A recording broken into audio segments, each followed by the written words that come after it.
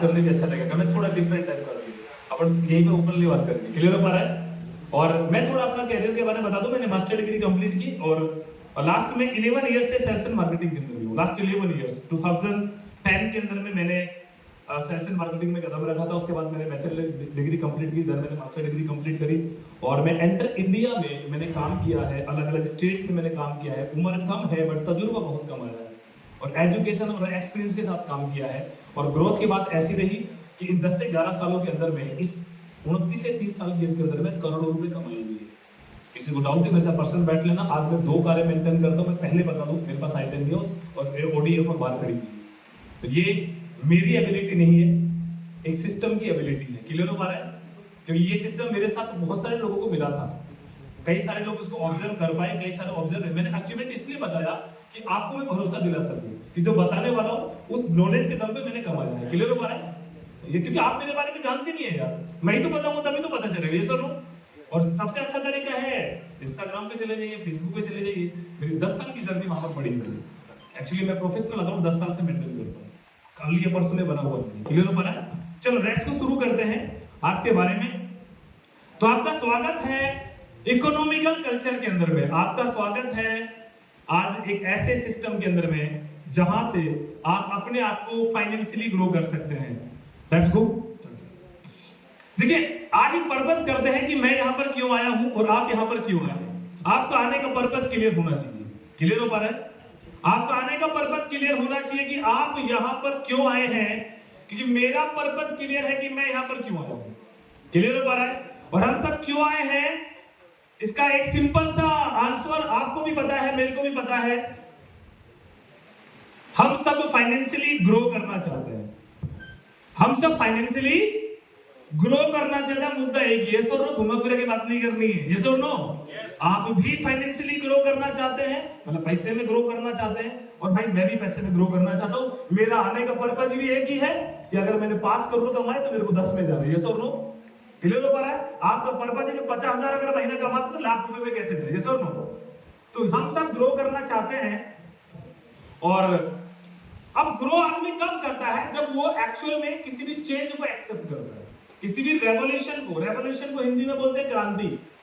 आदमी तब ग्रो करता है जब वो बदलाव को एक्सेप्ट करता है। और अभी तक मैं आपको बता दूं, इन पिछले सदियों में बहुत सारे बदलाव आए हैं, जिन बदलावों को हमने एक्सेप्ट किया है। एक कल्चर आया है, कल्चर। और ये बातें आपको पता है, मेरे बुजुर्ग भी यहां पर बैठे हुए, आप लोगों से हम ज्यादा कनेक्ट कर पाएंगे, क्योंकि पिछला दौर आपने देखा, आज का दौर भी आपने देखा, दोनों दौर आपने देखे हैं। स्विफ्ट 1646 किसकी गाड़ी है? हमारी यहां पे। तो हम कल्चर को एक्सेप्ट करते हैं। कल्चर कैसे बदला थोड़ा डिस्कस करते हैं, ठीक है? आज का दौर कौन सा है, आगे चलिए सर। देखो पहले ये एक्चुअली मुझे पूरी रात लगी है इस चीज को डिजाइन करने में। ध्यान से समझिएगा, बहुत सारा डाटा मैंने कलेक्ट किया कि मैं कुछ बेहतर दे सकूं। एक जमाना था जब जंगल युग था, ये सब लोग आदि मानव थे, था कि नहीं था? ये आपने देखा नहीं लेकिन पढ़ा जरूर है। ये सब लोग जंगल युग के बाद आया कृषि युग, एग्रीकल्चर। ये सब लोग यही था एक पैसा। एग्रीकल्चर के बाद आया औद्योगिकरण, इंडस्ट्री कल्चर आया कि नहीं आया? अब आप ध्यान से समझिए, जब इंडस्ट्री कल्चर आया था, जब बड़ी बड़ी फैक्ट्रियां कंपनियां लग रही थी, क्या लोगों ने उसको एक्सेप्ट कर लिया था? लोगों ने एक्सेप्ट नहीं किया था। फैक्ट्रियों में अपनी जमीनें नहीं दी थी, पहले रिजेक्शन था। लोग क्या बोलते थे कि अगर हम अपनी जमीनें अगर फैक्ट्री में दे देंगे तो हम बोएंगे क्या और खाएंगे क्या। ये सर नो, ऐसा ही था सर, ऐसा ही तो दौर था। लेकिन 5% ऐसे लोग थे जिन्होंने इंडस्ट्री कल्चर को एक्सेप्ट किया था। आज देखना, आज उनके बच्चे फॉर्च्यूनर में घूमते हैं। हमारे कई सारे रिश्तेदार हैं जिनकी गुड़गांव में जमीनें फैक्ट्री में गई हुई है, जिनके पास पैसे का अंत नहीं है। और एक वक्त ऐसा था, हमारे पिताजी बताते कि वहां पर जंगल झाड़ था। और आपके यहाँ पर कई सारी सोसाइटी है जहां बड़ी बड़ी है सोसाइटी बनी, वहां पर मैंने कुछ नहीं था। ये सब नो, तो पहले औद्योगिकरण आया, औद्योगिकरण के बाद आया फिर मशीनीकरण। क्या आया? मशीनीकरण आया। ये सब नो, मशीनें लगने लगी। जब फैक्ट्री में मशीनें लग रही थी तब भी एक बहुत बड़ा बहिष्कार हुआ, रिजेक्शन हुआ। कैसा रिजेक्शन? कि अगर मशीनें लगेंगी तो हमारी मजदूरी छीन जाएगी। एक मशीन 100 लोगों की मजदूरी का काम करेगी। ये सुनो, था कि नहीं था? उस टाइम में लोगों ने मशीनों का बहिष्कार किया, लेकिन हमने बाद में एक्सेप्ट करना पड़ा, ये सुनो। और मशीनीकरण के बाद आया कंप्यूटर युग, मिसप्रिंट है, कंप्यूटर युग आया। और कंप्यूटर के बाद, कंप्यूटर तो आपने पढ़ा है ना, कई सारे स्टूडेंट मेरे साथी है, कंप्यूटर अभिशाप या वरदान पढ़ा है कि नहीं पढ़ा? ये सुनो, हमने ऐसे खूब लिखे हैं। और कंप्यूटर के बाद आया इंटरनेट युग। क्या आया? इंटरनेट युग। ये सुनो, बोर तो नहीं हो रहे हैं? तो थोड़ा एक्साइटमेंट दिखाइए जिससे मैं बात कर सकूं, ठीक है? दीवारों से आप बात नहीं कर सकते। जैसा नो, इंटरनेट युग आ गया। कलयुग नहीं है अभी, सतयुग नहीं है अभी इंटरनेट से पता है कौन सा युग आया है? आप जज कर पाओगे? इंटरनेट से एक ऐसा युग आया जिस युग के बारे में हर कोई व्यक्ति बात कर रहा है, हर कोई व्यक्ति बात कर रहा है। नेक्स्ट, अब हम आ चुके हैं आर्थिक युग में। किस में आ चुके हैं? Economical culture. अभी कलयुग नहीं है मेरे भाई, पैसा है तो सब कुछ है। ये सुनो, मानते इस बात को? राइट नाउ हम इकोनॉमिकल कल्चर के अंदर में है, हम आर्थिक युग में है। इसलिए हर कोई पैसे की बात करता है कि नहीं करता है? हर कोई कैसे, कोई कितना भी सात्विक हो, कोई कितना भी धार्मिक हो, वो पैसे की बात करता है कि नहीं करता है? व्हाई? क्योंकि आज है वो युग, अभी आर्थिक युग है। और अगर आज फाइनेंशियल कल्चर के अंदर में, इकोनॉमिकल कल्चर के अंदर में, अगर हम फ्री नहीं है, अगर हम फाइनेंशियली मजबूत नहीं है, पैसे से मजबूत नहीं है, तो सर सरवाइव नहीं कर पाएंगे। बातें करने से कुछ नहीं होगा। यस और नो? अब इस इकोनॉमिकल कल्चर में हमें स्ट्रॉन्ग कैसे होना है, इस पर हम चर्चा करते हैं। अब इकोनॉमिकल कल्चर की मैं बात करूं तो यहां पर कई सारे चेंज आए। अब हम करेंसी कमाना चाहते हैं, यस और नो? सभी के सभी लोग अब क्या कमाना चाहते हैं? करेंसी। हर कोई पैसे के पीछे भाग रहा है। तो इस फाइनेंशियल कल्चर के अंदर में करेंसी में बहुत बड़ा चेंज समय समय पर आया। आज हम जिस टॉपिक पे बात करने वाले हैं, आई होप कि जितनी भी मैंने आपसे बातें करी हैं 10 से 15 मिनट, वो मैं आप तक पहुंचा पाया। क्लियर हुआ? यहाँ तक क्लियर हुआ? आप बस कनेक्ट करते रहिए। सब सब्जेक्टिव बातें हैं जो आपके काम आने वाली हैं। आप दो तरीके से समझिए, एक तो खुद की ग्रोथ के लिए, दूसरा अगर आप देखो सोसाइटी में आप रहते हैं, कई लोगों के आप सलाहकार भी हो सकते हैं, है ना? आपसे छोटे जो लोग हैं या जो आपसे कम पढ़े लिखे लोग हैं, पर कई बार नहीं आ जाते हैं हमारे मोहल्ले में, ये लड़का ज्यादा पढ़ा लिखा है कि बेटा ये बात बता दो, होता नहीं होता है? आप दो चीजें से समझिए कि आप किसी को गलत गाइड ना कर सके और खुद को भी सही गाइड कर सके। क्लियर हो पा रहा है? हमेशा सीखने का दो पर्पज होता है कि अगर आपके पास नॉलेज है ना, तो कल किसी को गलत जगह पे जाने से रोक भी सकते हैं। ये सब नो, तो मेरा समझने का पर्पज भी यही है कि आप दो तरीके समझिए कि आपकी ग्रोथ पहला पर्पज है, सेकंड है कि आपकी ग्रोथ के साथ साथ में आप कहीं ना कहीं लोगों को सही गाइड कर सके। क्लियर हो पा रहा है? अब यहाँ पर इवोल्यूशन ऑफ मनी का मतलब क्या है? देखिए, समय समय पर ना, जैसे ये कल्चर बदले ना, युग बदले, ऐसे ऐसे करेंसी के अंदर में भी बहुत सारे चेंज आए हैं। और मजेदार बात यह है कि हर बदलाव को हमने एक्सेप्ट किया, हर बदलाव को। ऐसा कोई चेंज हुआ मार्केट में और हमने एक्सेप्ट ना किया हो, अपनाया ना हो, ऐसा हुआ नहीं। चाहे आप किसी भी चीज में देख लीजिए। आज हम सिर्फ फाइनेंशियल मार्केट की बात कर रहे हैं, तो हम इसी पे बात करेंगे। क्लियर हो पा रहा है? क्योंकि आज बात करने को बहुत सारी बातें हैं कि इंटरनेट की वजह से एग्रीकल्चर मतलब खेती बाड़ी में बहुत बड़ा चेंज हुआ, हेल्थ के सेक्टर में बहुत बड़ा चेंज हुआ, टेलीकॉम सेक्टर में बहुत बड़ा चेंज हुआ, ये सब एजुकेशन में बहुत बड़ा चेंज हुआ। बट हम सब पे बात नहीं कर सकते। एक मुद्दे पर आज बात करेंगे कि फाइनेंशियल सेक्टर में क्या क्या चेंज हुआ। ये सब क्लियर हो?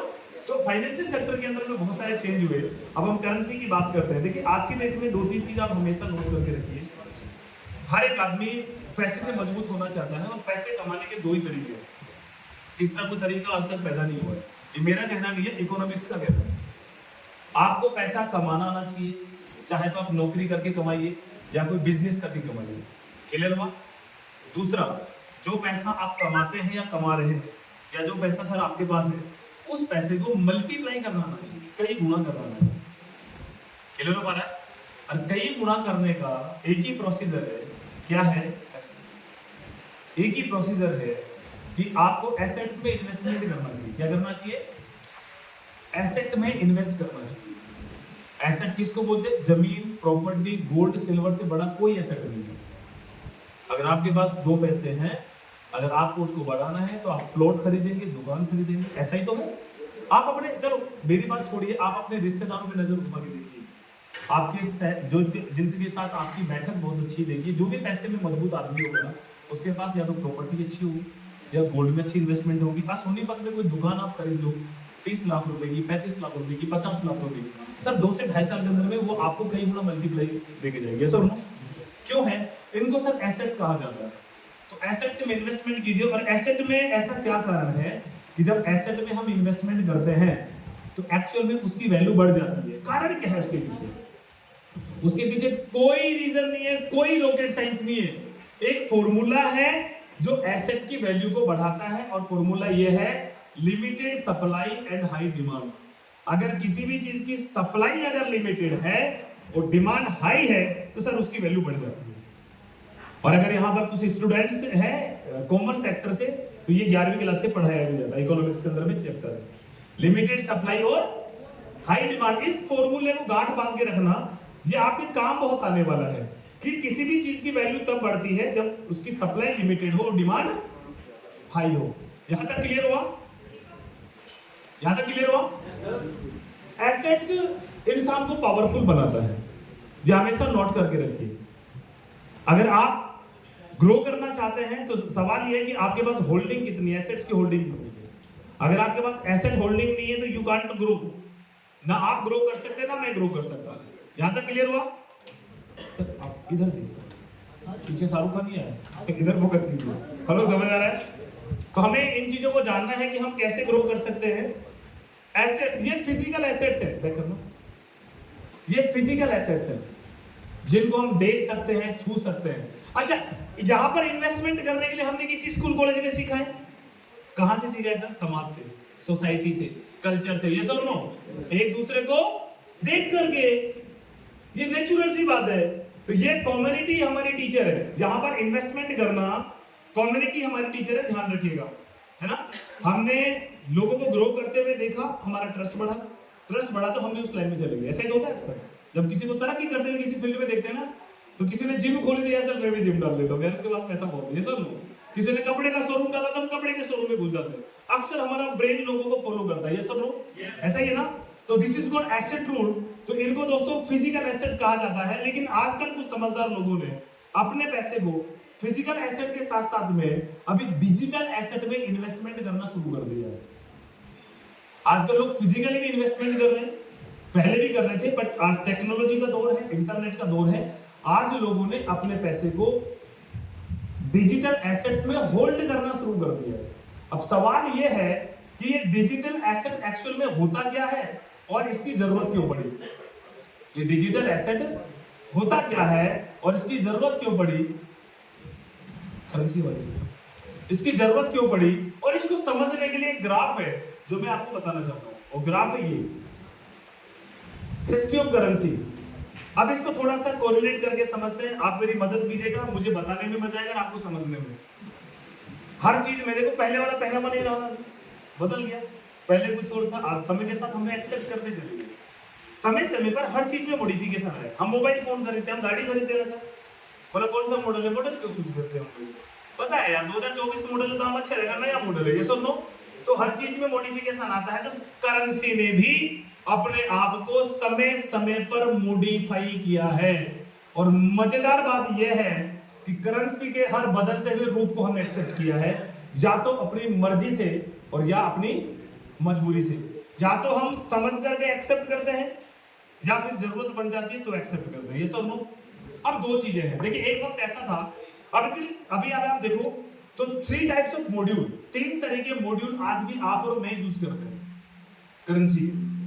पेपर करेंसी हम यूज करते हैं sir, plastic currency, debit card and credit card, and digital currency, online payments, ये सब लोग तीनों करते कि नहीं करते? क्या जरूरत पड़ी थी इन तीनों मॉड्यूल को मार्केट में रन करने की?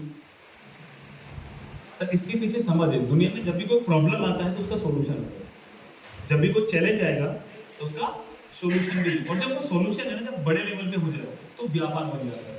क्या बन जाता है? व्यापार बन जाता है। अब करेंसी के साथ क्या? अब देखो, ये एक प्रॉब्लम थी, पंखा, ये सब ये सॉल्यूशन है ना सर, है ना। इससे बड़ा सॉल्यूशन कूलर है, इससे बड़ा सॉल्यूशन एसी है ना। कन्वर्सेशन करना प्रॉब्लम था, तो फोन का आविष्कार हो गया, तो जो और वो जो बड़े लेवल पे गया तो व्यापार बन गया, ऐसा होता है। यस और नो?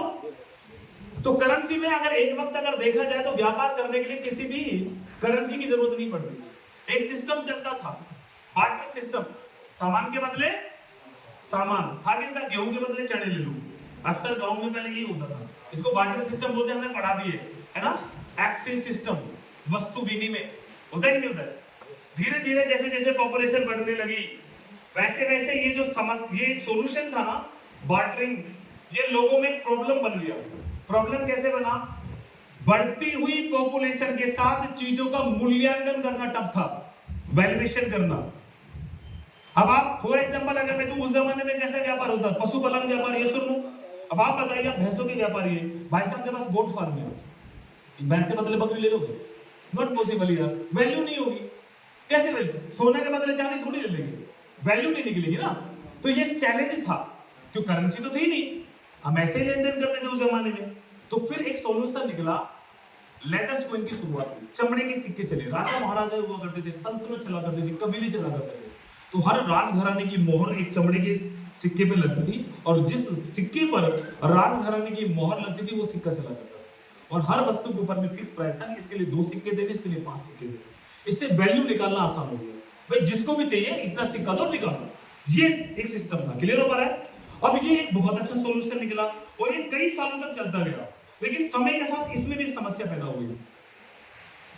समस्या क्या पैदा हुई कि भाई मैं राजस्थान का व्यापारी और आप सब हरियाणा से, हमारा राजा लगे थारा राजा लगे, हेलो, समझ आ रहा है? तो समस्या पैदा हो गई। आप राजस्थान में व्यापार करने के लिए आए तो मैं तो मुद्रा आपको राजस्थान की दूंगा, जो यहाँ एक्सेप्ट नहीं होगी। तो अंतरराज्यीय व्यापार को बढ़ावा देने के लिए फिर लेदर्स कॉइन बंद हुए और फिर शुरुआत हुई मेटल्स कॉइन की, धातु के सिक्के चलने लगे। तो सफर शुरू हुआ था पीतल और तांबा से, लेकिन सबसे बड़ी अगर कम्युनिटी अगर किसी ने बनाई तो वो था चांदी, और चांदी से भी बड़ी कम्युनिटी बनाई गोल्ड में। हमने लोग चांदी के जरिए लेन देन करते कि नहीं करते? गोल्ड एक करेंसी भी है और एक एसेट भी है, हम खरीद के भी रखते हैं। Are you married? मैरिड हो? शादी कब हुई थी? 2002 में भाई की शादी हुई, तब गोल्ड का भाव कुछ और था, आज गोल्ड का भाव कुछ और है। ये सर नो एसेट आज खरीद ली तो 2024 में 26 में आपको रेट बढ़ा मिलेगा, घट के नहीं मिलेगा। ये सर नो इस तरीके से मेटल्स कॉइन की शुरुआत हुई। अब गोल्ड में भी एक चैलेंज आया। अब गोल्ड में चैलेंज क्या है? बोला सर गोल्ड तो आज भी चल रहा है। नहीं, गोल्ड में एक डिफरेंट चैलेंज था, अनसिक्योरिटी। अगर आपके पास 10 किलो सोना है, मैं बोलूं चंडीगढ़ लेके जाना है, तो आपके मन में क्वेश्चन मार्क है कि सेफ नहीं है सर, चोरी हो सकती है। पहले वो पुरानी पिक्चरें चला करते थे, ट्रेन लूट लिया करते थे, ये सर नो डकैती हो सकती है। तो उस टाइम क्या हुआ, गोल्ड बैंक बनाए गए, गोल्ड बैंकों में गोल्ड जमा होता था, बदले में एक बॉन्ड मिलता था। क्या मिलता था? और उस बॉन्ड के जरिए लोग व्यापार करते थे। गोल्ड एक अच्छा बैंक किसने बनाए? जिनके पास मैन पावर था, वो सिक्योरिटी चार्ज रखते थे। क्लियर हो पा रहा है? आपके पास बॉन्ड है, आपको इन सर के साथ कोई भी सौदा करना है, आप इनको एग्रीमेंट दिखाइए, वो सामान ले जाइए। आपको इनके साथ करना है तो एग्रीमेंट इनको दिखाइए, सामान ले जाइए। तो गोल्ड रखा हुआ है एक जगह पे, मार्केट में घूम रहा है कागज का टुकड़ा। और इसी गोल्ड बॉन्ड को 18वीं शताब्दी में चाइना फर्स्ट कंट्री है जिन्होंने पेपर बॉन्ड में कन्वर्ट किया और बनाए गोल्ड रिजर्व बैंक। गोल्ड जमा होता था, बदले में एक पेपर बॉन्ड मिलता था, और उस पेपर बॉन्ड के जरिए लोग व्यापार करते थे। उसी पेपर बॉन्ड को आज हम पेपर करेंसी के नाम से जानते हैं। आपके पास अगर 500 रुपए का नोट है तो उसकी वैल्यू पता क्यों है? उसमें एक बहुत अच्छी लाइन लिखी हुई है, मैं धारक को 500 रुपए अदा करने का वचन देता हूं, केंद्र सरकार द्वारा गारंटेड। उसमें लिखा भी है, अगर गौर से पढ़ रहा। मतलब क्या है? सरकार ने आपको एग्रीमेंट दिया हुआ है, आरबीआई का बॉन्ड है पब्लिक के साथ में कि टेंशन ना लो, 500 रुपए आपके पास है तो उतना गोल्ड हमारे पास रिजर्व है। पेपर का नोट छपने से पहले उतना गोल्ड रिजर्व किया जाता है, तभी तो उस कागज की वैल्यू है, कलर की वैल्यू नहीं है, उस साइन की वैल्यू है। क्लियर हो पा रहा है? इसलिए कागज के नोट चले हुए। कागज के नोटों के एडवांटेज मैं आपको बता रहा हूं। बिजनेस करना आसान हुआ, लेन देन करना आसान। आप कोल्ड ड्रिंक लेकर गए थे, जूस पीते हैं, 50 रुपए का जूस पिया, 50 रुपए का गोल्ड निकाल के देंगे हम? नहीं ना। ये सब नो बिजनेस में स्पीड मिली, ग्रोथ मिली और बिजनेस कई गुना बढ़ा, लेकिन समय के साथ इसमें ना एक प्रॉब्लम आनी शुरू हुई। क्या? डुप्लीकेशन, नकली नोट छपना। This is the real challenge. Yes और नो? आज भी आप 3 बार देखते हैं, होता है कि नहीं होता? दूसरा, कागज के नोट भी इनसिक्योर हैं, बड़ी मात्रा में कैश आप भी लेके नहीं जा सकते, सेफ नहीं है। यहां तक मैं क्लियर कर पाया हूं? तब शुरुआत हुई प्लास्टिक करेंसी की, प्लास्टिक के नोट निकले। एटीएम, यस और नो? क्रेडिट कार्ड्स, आप किसी भी शहर में जाओ सर विड्रॉल कर सकते हैं, बिल करने के लिए स्वैप कर सकते हैं ना, 2-2.5 लाख रुपए जेब में लेके जाने की जरूरत नहीं है। इस तरीके से सर शुरुआत हुई प्लास्टिक करेंसी की, और जब इंटरनेट आया तो इंटरनेट से शुरुआत हुई थी डिजिटल करेंसी की। सबसे मजेदार बात क्या है, किसी भी करेंसी की जरूरत ही नहीं है, सिर्फ हम डिजिट्स का लेन देन करते हैं। यस और नो? अगर मुझे सर को अगर 1 लाख रुपए सेंड करना है तो I will transfer some 5 digits, 1 and 5 0 6। Yes और नो? मैं 6 डिजिट भेजूंगा, 1 और 5 0, लाख रुपए पहुंच गया। 1 0 कम, आपका कॉल आएगा, सुरेश भाई 10,000 है, 90 और भेजिए। यस और नो? तो हम डिजिट्स का लेन देन करते हैं। यस और नो? और हम सब डिजिटल हो चुके हैं। यस और नो? मैंने 2 बातें बताने की कोशिश करी है, problem and solution, problem and solution, problem and solution, यही बोला, समस्या और समाधान, इसके अलावा कुछ तो नहीं बताया। अब हम जब डिजिटल है ना, अब इसमें प्रॉब्लम है। अब डिजिटल में क्या प्रॉब्लम है, हम सेफ नहीं है भाई साहब, बिकॉज ऑफ हैकिंग। आज पढ़े लिखे चोर हैं, बड़ी बड़ी यूनिवर्सिटीज में पढ़ के आते हैं, कब अकाउंट से पैसा निकल गया। परसों मम्मी बोल रही थी, भाई देखना 200 रुपए कहां से कट गई मेरे एटीएम से, पता नहीं चला। मतलब समझ आ रहा है? आजकल ऐसे बहुत सारे खेल आप देख रहे हो। यस और नो? गलती से किसी लिंक पे क्लिक हो गया, अकाउंट, हेलो, यस और नो? तो वी आर नॉट सेफ, ये बात आप मानते हैं? और दुनिया का सबसे बड़ा क्राइम है साइबर क्राइम।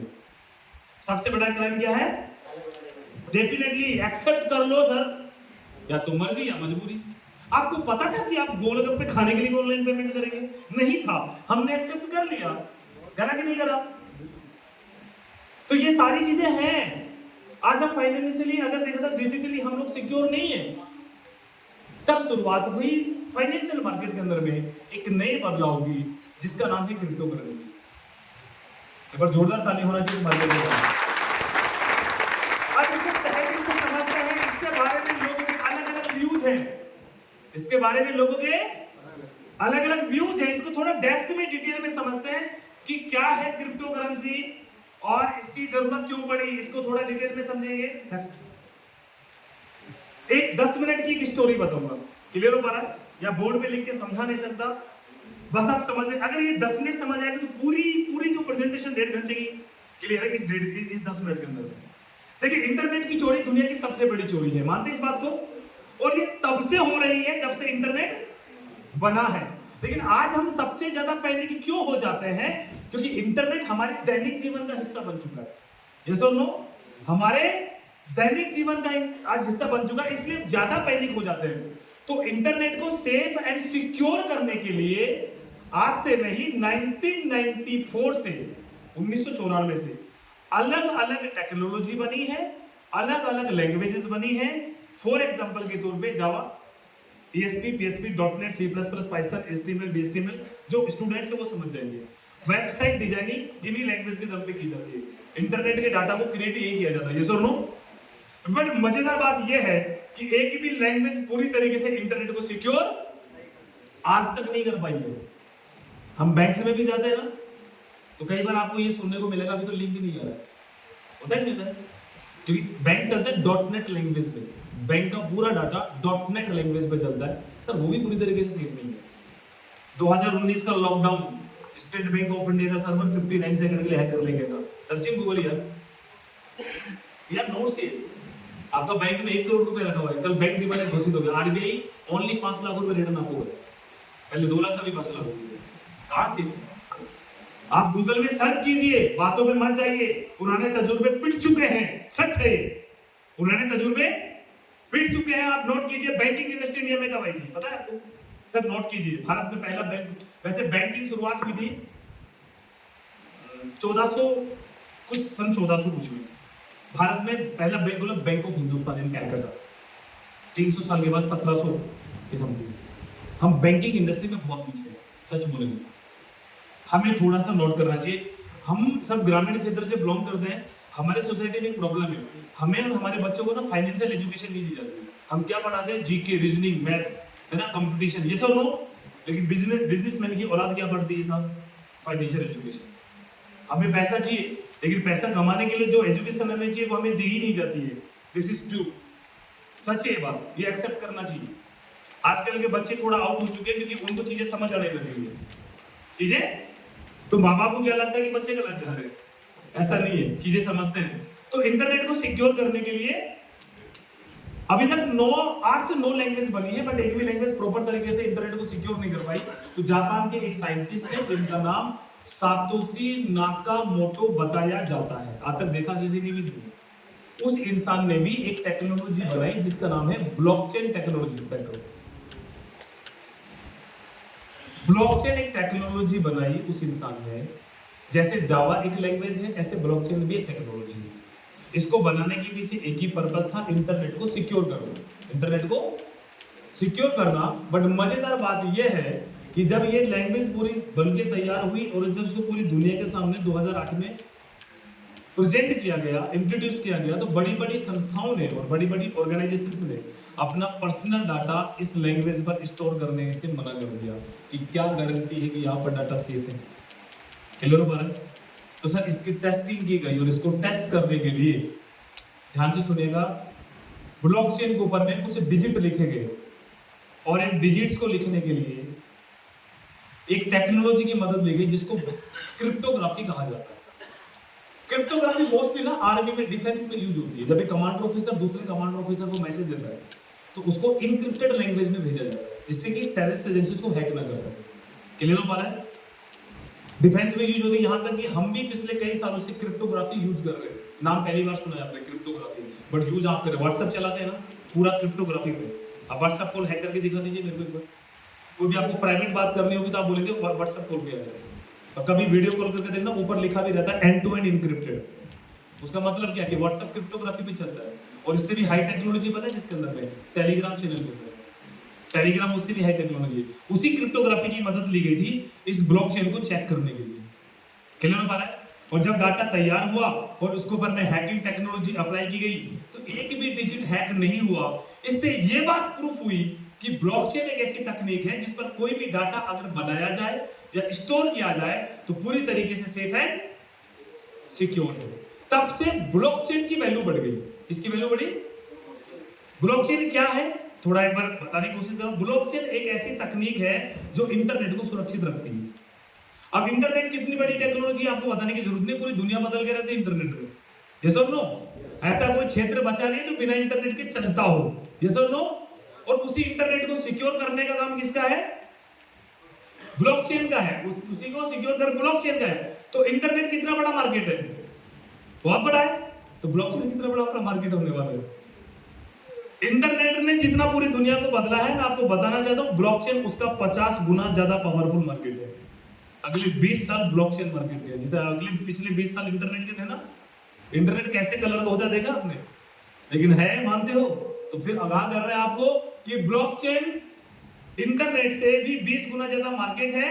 अब जहां तक तो रही बात है, तो इंटरनेट का अभी ब्लॉकचेन का इस्तेमाल कहां किया जाता है, मैं आपको उदाहरण के तौर पे समझा रहा हूं। जमीनों का रजिस्ट्रीकरण ब्लॉकचेन पे होने लग गया। तेलंगाना पहला स्टेट है जिन्होंने गवर्नमेंट ऑफ इंडिया को परमिशन दी। एफआईआर दर्ज होती है ब्लॉकचेन के ऊपर। फिरोजाबाद पुलिस ने ब्लॉकचेन पे पोर्टल भी लॉन्च कर दिया। मेरे पास वीडियो पड़ी है, एएसपी साहब की ले लेना, मैं आज मेरे यूट्यूब पे डालूंगा उसको। ब्लॉकचेन का मतलब ये है कि उस पर कोई भी चीज एक बार लिख दी ना तो कोई डिलीट कर सकता, ना मिटा सकता, ना उसको छेड़ सकता। मैं एमएलए की औलादों का कोई भी गलत काम करके आ गया और मेरे ऊपर एफआईआर दर्ज होगी तो ना एमएलए मिटा सकता, ना डीएसपी मिटा सकता, वो सेफ। ये चीज है ब्लॉकचेन के ऊपर में। अगर आपके मकान की रजिस्ट्री पड़ी हुई है तो 2040 में मैं ये चेक करके बता सकता हूँ, मुझे किसी दफ्तर में जाने की जरूरत नहीं है कि ये मकान किसके नाम पर वैल्यू क्या थी 2024 के अंदर में। ये है ब्लॉकचेन। आने वाले समय में हमारे आधार कार्ड ब्लॉकचेन में चले जाएंगे। क्या लगता है अमेरिका में क्या घर से ऐसे लाइन में लग के वोट देता कोई भी, जैसे आज हम देते हैं यहाँ पर इंडिया में? नहीं है ना? नहीं, ऐसे क्या भाई सब लाइन में लगो, फिर ऐसे नहीं है ना। तो जब ब्लॉकचेन के ऊपर आधार कार्ड चले जाएंगे तो फिर एक्चुअली जो करप्शन है वो खत्म हो जाएगा। हमारा जो खेती बाड़ी का जो काम है, जो लेन देन है, वो भी ब्लॉकचेन पे जा चुका है। ब्लॉकचेन के बारे में आज बड़ी डिग्री आ चुकी है। अब लोग अपने बच्चे को वेब डेवलपर नहीं बना रहे, ब्लॉकचेन डेवलपर बना रहे। आपकी डी क्रस्ट यूनिवर्सिटी में कोर्स लॉन्च हो चुका है। कुरुक्षेत्र यूनिवर्सिटी में 5 सितंबर 2023 को द्रौपदी मुर्मू जो भारत की प्रेसिडेंट है, उन्होंने कोर्स लॉन्च किया था। अभी एक नई पढ़ाई शुरू हो चुकी है, तो ना आप उससे बच सकते ना मैं बच सकते, तो समय के साथ बदला। तो आने वाला मार्केट किस चीज का है? ब्लॉकचेन का। दुबई एयरपोर्ट है, ब्रिटिश एयरपोर्ट है, सिंगापुर एयरपोर्ट है, ब्लॉकचेन के ऊपर में। एक फार्मास्यूटिकल्स कंपनी है जिसका नाम है फाइजर कंपनी, जो बीकासुल कैप्सूल बनाती है, उनका सारा डाटा कहां पर है? तो बार बार मैंने ब्लॉकचेन पे ध्यान दिया। अभी तक क्रिप्टो करेंसी का नाम लिया मैंने, तो मैं वो बता रहा हूं जिसकी वैल्यू मार्केट में बढ़ने वाली है। मैंने 10-12 एग्जांपल आपको दे दिए, बाकी का आप सर्च कर सकते हैं। अब बात करते हैं कि ब्लॉकचेन पे जो डाटा तैयार किया गया था ब्लॉकचेन को टेस्ट करने के लिए, उस डाटा का क्या हुआ, उस डिजिट का क्या हुआ? कुछ नहीं, वो तो ट्रायल था। क्या था?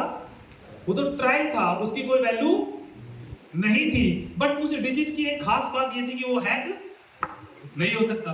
तो उस डिजिट को आपके और मेरे जैसे कुछ बुद्धिजीवी लोगों ने एक दूसरे के पास भेजना शुरू कर दिया कि तेरे पास ये वाला डिजिट पड़ा है, तू मेरे को सेंड कर दे, तो 100 रुपए पकड़। हेलो, समझ आ रहा है? अच्छा, तेरे पास ये वाला डिजिट पड़ा है, ये पड़ा है, बोला हाँ पड़ा है, बोला मेरे को सेंड कर। बोले क्या कर, तू भेजना, ऐसा पहले कोल्ड ड्रिंक पी लियो। हेलो, समझ आ रहा है? ऐसे ये डिजिट पब्लिक में आपस में मूव होने लग गया। फिर एक ने किसी को बोला यार तू ये डिजिट भेज दे, बोला भेजूंगा, पहले 200 रुपए भेज। हेलो, समझ आ रहा है? ऐसे उसकी वैल्यू निकलनी शुरू हुई और वो एज ए करेंसी के तौर पे पब्लिक में घूमने लगा। वो डिजिट करेंसी के तौर पे घूमने लगा। अब वो बना था क्रिप्टोग्राफी से और घूम रहा था एज ए करेंसी, इसलिए उस डिजिट को कहा गया क्रिप्टो करेंसी। और उस डिजिट को पूरी दुनिया बिटकॉइन के नाम से जानती है। ये वही ट्रायल डिजिट है जिसकी आज वैल्यू लगभग 55 लाख रुपए है। एक ऐसा डाटा जो क्रिप्टोग्राफिकली ब्लॉकचेन पर डिजाइन किया गया है और पब्लिक आपस में मूव करती है। क्लियर हो पा रहा है? उसको क्रिप्टो करेंसी कहते हैं। 10 पैसे पहली वैल्यू निकली थी, 10 पैसे 2009 के अंदर में, 8 के अंदर में। आज 55 लाख रुपए का एक डिजिट है ओनली। अब सोचो उस टाइम किसी ने गलती से भी ले लिया, तुक्के से भी ले लिया, रिस्क लेके ले लिया, उसकी वैल्यूएशन क्या होगा? आप में से कई सारे लोग हैं जो बिटकॉइन को अच्छी तरीके से जानते हैं, लेकिन उस टाइम मौका हाथ से निकल गया था, ले नहीं पाए। मुझे रोज लोग मिलते हैं जब मैं प्लान करता हूँ तो। और विश्वास करना, मैं ऐसे लोगों को भी जानता हूँ जिनके पास 2-2 हजार बिटकॉइन है और जिनकी उम्र 23 साल है, जो आज सऊदी अरब में रहते, दुबई में रहते, मेरे कलीग से मेरे दोस्त है, उनसे इंस्पायर होकर के इस मार्केट में मैं आया। अब साहब जिसके पास 2000 बिटकॉइन होगा, उम्र 23 साल, वो कितना 500 करोड़ का आदमी। हम समझ आ रहा है सर? यहां तक मैं समझा पाया क्रिप्टो करेंसी के बारे में। अब मानो या ना मानो, ये मार्केट 2008 से 2024 16 साल से चल रहा है। 16 महीने से नहीं, 16 दिन से नहीं है। तो या तो एक्सेप्ट कर लेना चाहिए, नहीं तो कल समय करवा देगा। यहां तक क्लियर हुआ सर? Yes sir. क्लियर हुआ? यस। तो एक बार बिटकॉइन के लिए जोरदार ताली हो जाए।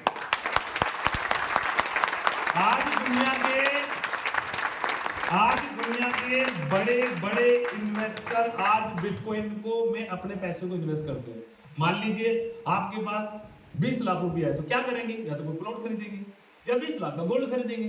एक तरीका हो रहा है बिटकॉइन खरीदने। अच्छा, इसको रखने के लिए भी दिक्कत नहीं है, मोबाइल में पड़ा रहेगा, किसी को पता भी नहीं चलेगा। गोल्ड का चोरी होने का डर, और ये चोरी भी नहीं हो सकता क्योंकि ये ब्लॉकचेन पे बना हुआ है। ब्लॉकचेन दुनिया की एकमात्र ऐसी टेक्नोलॉजी जहां पर कोई इसको हैक ही नहीं कर सकता है, इसलिए इसकी वैल्यू है। बात समझ में आ रही है? तो लोग इसमें पैसे क्यों लगाते हैं? लोग इसमें पैसे इसलिए लगाते हैं, कोई एक तो ये चोरी नहीं हो सकता, ठीक है। दूसरा, इसमें लगा हुआ पैसा कोई लेके भाग नहीं सकता।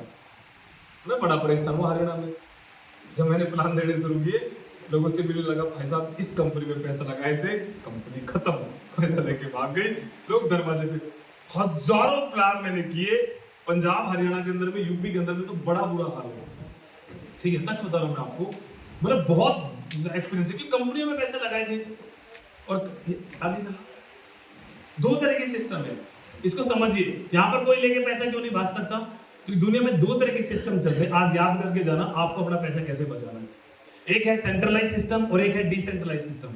सेंट्रलाइज सिस्टम का मतलब है कंट्रोल किसी एक के हाथ में। एक रेमेडी है, मालिक है, पैसा उसी के पास जमा हो रहा है। अब एक बैंक एक जगह पैसा इकट्ठा हो गया और कंट्रोल एक व्यक्ति के हाथ में है, नीयत खराब हो सकती है उसकी। 200% यस और नो, वो पैसा लेके अब अक्सर ऐसा ही तो होता है अभी तक। सेंट्रलाइज, डिसेंट्रलाइज का मतलब क्या? कंट्रोल किसी एक के हाथ में नहीं है। कंट्रोल बहुत सारे लोगों के हाथ में कंट्रोल है। उदाहरण के तौर पे सर अगर आपके पास 500 रुपए का नोट है तो उस पर कंट्रोल किसका है? Reserve bank of India. This is true. हमारे पास तब तक है जब तक वो चाहता है। तो एक्चुअल में नोट पर कंट्रोल आरबीआई का तो सेंट्रलाइज हुआ कि नहीं हुआ? Yes yes yes. डिसेंट्रलाइज। अब आपके घर में गोल्ड है, आपकी सगी बहन को नहीं पता मेरे भाई के पास कितना गोल्ड है। सच बोल रहा नहीं बोल रहा? yes. आपके बच्चों के पास कितना गोल्ड है सर आपको नहीं पता। किसके पास कितना है किसी को, उसको बेचना है कि नहीं बेचना है, कि कितने में बेचना है, कि दान में देना है, सब कंट्रोल उस व्यक्ति के पास है जिसके पास है। राइट? ऐसा ही है ना? तो गोल्ड है डिसेंट्रलाइज। क्या है? इससे आसान मेरे पास कोई उदाहरण नहीं समझ लीजिए। जैसे गोल्ड पर कंट्रोल पब्लिक का है, ऐसे अगर रियल क्रिप्टो है तो कंट्रोल भी उसी का है जिसके पास क्रिप्टो है। क्लियर हो गया? क्योंकि इसका जो बनने का जो सिस्टम है ना, एक दूसरी भाषा में और बताने की कोशिश करता हूं। अगर किसी को क्रिप्टो करेंसी या बिटकॉइन समझ में नहीं आता है, कई आप में से कम पढ़े लिखे लोग भी हैं, हम दोनों बातें लेके चल रहे हैं, क्योंकि मैं यहां पर ज्यादा अंग्रेजी बोलूं आपके पल्ले ना पड़े तो फायदा है कुछ बात करने का। बात समझ आनी चाहिए ना भाई, ये सब लो दिमाग में बैठनी चाहिए। तो आप एक बात समझिए, अगर आपको क्रिप्टो या बिटकॉइन समझ में नहीं आता तो आप गोल्ड को समझो। गोल्ड में और बिटकॉइन में कोई फर्क नहीं है। एक फर्क है, एक को देख सकते हैं, छू सकते हैं, बस एक हवा में है, इंटरनेट पर है। बात समझ में आ रहा है? गोल्ड का प्रोसेस क्या है? क्योंकि बिटकॉइन को बनाने के पीछे का जो फॉर्मूला है ना, फॉर्मुलेशन जो है वो गोल्ड की फॉर्मुलेशन पे बना है। कोई भी चीजें बनती है ना, उसका फॉर्मूला बनता है। सब्जी की भी रेसिपी बनती है, नहीं बनती, कि सब्जी कैसे बनानी है। कोई भी जब आविष्कार होता है तो उसकी एक प्रोसीजर होती है, सुनो। तो बिटकॉइन को भी बनाने के पीछे एक फॉर्मुलेशन है गोल्ड की। गोल्ड का फॉर्मूला क्या कहता है कि भाई गोल्ड की पहले माइनिंग होती है। देखो दो तरह की कम्युनिटी है, एक वो कम्युनिटी जो गोल्ड को माइन करती है। क्या आप लोग माइनर हो? नो। क्या मैं माइनर नहीं हूं? We are consumer. हम कौन है? हम भाई कंज्यूमर है, हम खरीदते कस्टमर है। ये सुनो, एक होता है माइनर, एक होता है कंज्यूमर। माइनर जो बनाता है, अब गोल्ड बनाने की मशीन तो घर में लगी नहीं है, गोल्ड कहां से निकलता है? उसका सोर्स क्या है? कुदरत, नेचुरल सोर्स है। ये सुनो, वो कहां, किस पहाड़ में, किस खान में निकलेगा, किस कंट्री में निकलेगा नहीं पता। ये सुनो, बट उसको निकालने के लिए भी एक नॉलेज चाहिए, जिनको माइनर बोलते हैं, वो निकालता है। ये सुनो, उसकी फिनिशिंग होती है, फिनिशिंग होने के बाद में वो पब्लिक के पास आता है। पब्लिक गोल्ड का करती क्या है? हम चाय बना के पीते, हलवा बना के खाते नहीं भाई, गोल्ड को खरीदते हैं और उसके बाद होल्ड पड़ा है आपके पास भी, हमारे पास भी, और जरूरत पड़ने पे बेच देते हैं। ये सुनो, इसके अलावा गोल्ड का कोई काम, आपके पास गोल्ड पड़ा हुआ है, घरों में पहन रखा है, मेरी मम्मी के पास पड़ा हुआ है। ये सुनो, सेम प्रोसीजर है। अब रेट क्यों बढ़ता है गोल्ड का? फॉर्मूला याद है, लिमिटेड सप्लाई और high demand. Day by day बढ़ रही है, सप्लाई लिमिटेड है। लॉजिक को समझने की कोशिश करना। सेम कहानी यहां पर है। बिटकॉइन क्या है? एक डाटा है जिसकी माइनिंग की जाती है। कहां से माइनिंग होती है? इंटरनेट से। इसके लिए फिजिकल सर्वर लगते हैं, जिनको graphic card process unit system बोलते हैं। क्लियर हो पा रहा है? अब कौन माइन करता है? जिसको नॉलेज है। वी आर कंज्यूमर, हम खरीदते हैं, हम कंज्यूमर है। ये पब्लिक के पास आता है, लोग इसकी डिमांड क्रिएट करते हैं, होल्ड करते हैं, टाइम आने पे बेच देते हैं। ये एक डाटा है जो होल्ड पड़ा रहता है, ये लेन देन करने में इस्तेमाल होता है। बात समझ में आ रही है? अगर किसी को बाहर से पैसा मंगाना हो तो बिटकॉइन के रूप में मंगा सकता है, दुबई से, यूएसए से। क्लियर हो पा रहा है? इसलिए वो गवर्नमेंट को टैक्स पे नहीं कर सकता, वो हिडन में पैसा आता है। किसी को प्राइवेट आपको पर्सनल भेजना तो आप ले सकते हो। क्लियर हो पा रहा है? सिक्योरिटी के लिए ये बहुत अच्छा है। आगे चलिए। क्योंकि अब इसकी वैल्यू क्यों बढ़ती है? इसकी वैल्यू बढ़ती है क्योंकि इसकी जो सप्लाई है ना, वो 2 करोड़ 10 लाख है। जब इसको बनाया गया था तो इसकी सप्लाई को फिक्स कर दिया गया था कि भाई बिटकॉइन की जो टोटल सप्लाई होगी वो 2 करोड़ 10 लाख होगी। ना तो इससे एक ज्यादा डाटा बनेगा, ना एक कम डाटा बनेगा। बात समझ में आ रही है सर? तो ये इसकी सप्लाई रखी गई। तो टोटल सप्लाई 2 करोड़ 10 लाख है, लेकिन अभी तक जितना भी बिटकॉइन बना है ना, पब्लिक ने जो बनाया है, जिन्होंने सर्वर लगा रखे हैं, वो 1 करोड़ 93 लाख डाटा ही बना है अभी तक। अभी पूरा 2 करोड़ 10 लाख नहीं बना है। बात समझ में आ रही सर? इसका पीछे का एक एल्गोरिदम है। जब आप हमारे साथ ज्वाइन हो जाओगे तो हम उसको डिटेल में समझेंगे। वो पूरा एक सब्जेक्ट है। जब वो खेल समझ आएगा तो तब करोड़ों रुपए की शुरुआत होती है। आज हम आपको बेसिक इंफॉर्मेशन दे रहे हैं। क्लियर हो पा रहे हैं? तो अब यहां पर देखिए, आज इसकी वैल्यू 55 लाख रुपए आप इंटरनेट में सर्च कर सकते हैं। बस देखो भाई साहब ने 62, मैं तो फिर भी कम बता रहा हूँ, 60 से 62 लाख रुपए। अब यहां से 2-3 चीजें समझते हैं। आई होप कि आपको बातें समझ आई होगी। Yes sir. यहां तक क्लियर हुआ? बोर तो नहीं हो रहे हो? नो। पर हो भी जाओ तब भी मैंने तो बोलना है, ठीक है? मैं तो अपना काम करके जाऊंगा, ठीक है? अब आपकी मर्जी है कि आपको खुल के समझना है कि बोर होके समझना है। अब देखिए, इंटरनेट में ना एक चीज बड़ी इंपॉर्टेंट है, इंटरनेट को स्पीड पसंद है। क्या है? आज हम 4G यूज करते हैं, 2G रिचार्ज करते हैं ना ना ना ना ना, हम 4G करते हैं। ये सब नो, 5G आ चुकी है। ऐसी करेंसी चलती है टीपीएस पर। किस पे चलती है? इंटरनेट चलता है एमबीपीएस पर और करेंसी चलता है टीपीएस पर। ट्रांजैक्शन पर सेकंड, ध्यान से समझ लीजिएगा, ये समझने की चीजें हैं। गूगल पे, फोन पे, एटीएम सब टीपीएस पे चलते हैं। हमारे एटीएम का टीपीएस रेट पता कितना है? 1700। मतलब 1 सेकंड में 1700 ट्रांजैक्शन एटीएम कर सकता है। और ये टीपीएस कौन प्रोवाइड करता है? जैसे इंटरनेट कौन प्रोवाइड करता है? जियो, एयरटेल। तो हमें टीपीएस प्रोवाइड करता है वीजा कंपनी, जो यूएसए की, इसका आरबीआई के साथ कनेक्ट एग्रीमेंट है। अगर कल रिलायंस ये बोले ना कि हम आपको 2000 टीपीएस देंगे आरबीआई को, तो कल एटीएम पर वीजा बंद, रिलायंस आना। लोग समझ आ रहा है? तो ये टीपीएस प्रोवाइडिंग कंपनी है। बट मजेदार बात ये कि सर ये सेंट्रलाइज है। क्या है? लेकिन जो क्रिप्टो करेंसी है ना, ये भी टीपीएस पे चलती है, लेकिन ये डिसेंट्रलाइज, कंट्रोल्ड नहीं है किसी एक के हाथ में। क्लियर हो पा रहा है? अब बिटकॉइन के साथ ना 2-3 प्रॉब्लम्स है। क्या प्रॉब्लम्स है? चैलेंज बता रहा हूं मैं। अब यहां से फिर शुरू होगा वही जो मैंने लेदर कोइन, मेटल कोइन बताया था ना। अब मार्केट तो ब्लॉकचेन का है, आने वाला समय ब्लॉकचेन का है। तो मैं 2-3 बातें आपको बता रहा हूं, फिर हम आएंगे प्रॉफिट पे और लॉस पे, जिसके लिए आप बेसब्री से इंतजार कर रहे हैं कि मुद्दे वाली बात तो बताओ। हम उस पे भी आएंगे, लेकिन ये समझना जरूरी है, ठीक है? देखिए, एक तो बिटकॉइन ने एक प्रूफ किया, ब्लॉकचेन एक टेक्नोलॉजी है। ये किसने प्रूफ किया? बिटकॉइन ने। बट इस ब्लॉकचेन को अपन इस्तेमाल नहीं कर सकते क्योंकि ये ट्रायल ब्लॉकचेन था। क्या था? इसको कहीं पे यूज नहीं कर सकते। क्लियर हो गया? दूसरा, इसका टीपीएस 3 है। कितना है? 3 है। मतलब ये 1 सेकंड में 3 ही ट्रांजैक्शन कर सकता है। तो जब ये बना था उस टाइम ना तो इसका कोई यूज था, ना ही इसके कोई यूजर थे। क्लियर हो पा रहा था? 3 भी काफी था। एक जमाने में 2G भी बहुत था। ये सब लोग जैसे जैसे इसके होल्डर्स बढ़ने लगे, इसकी ट्रांजैक्शंस बढ़ने लगी, तो इसकी जो स्पीड है ना वो स्लो हो गई। क्योंकि आज 70 से 72 ट्रांजैक्शन होती है 1 सेकंड में। आप जब किसी को पैसा भेजते हैं तो ट्रांजैक्शन होती है कि नहीं होती? तो 70 से 72 ट्रांजैक्शन होती है, लेकिन इसकी जो वेरिफिकेशन है ना वो 3 से 6 होती है ओनली, इससे ज्यादा नहीं होती। तो क्या होता है कि जो ट्रांजैक्शन होती है ना वो बहुत लेट पहुंचती है। कभी कभी एक बिटकॉइन एक वॉलेट से दूसरे वॉलेट में पहुंचने में भी 30 मिनट से लेकर के 24 घंटे लग जाते हैं। और इस ट्रांजैक्शन को वेरीफाई करने का काम होता है सर्वर का, और सर्वर चलते हैं बिजली से और इंटरनेट से।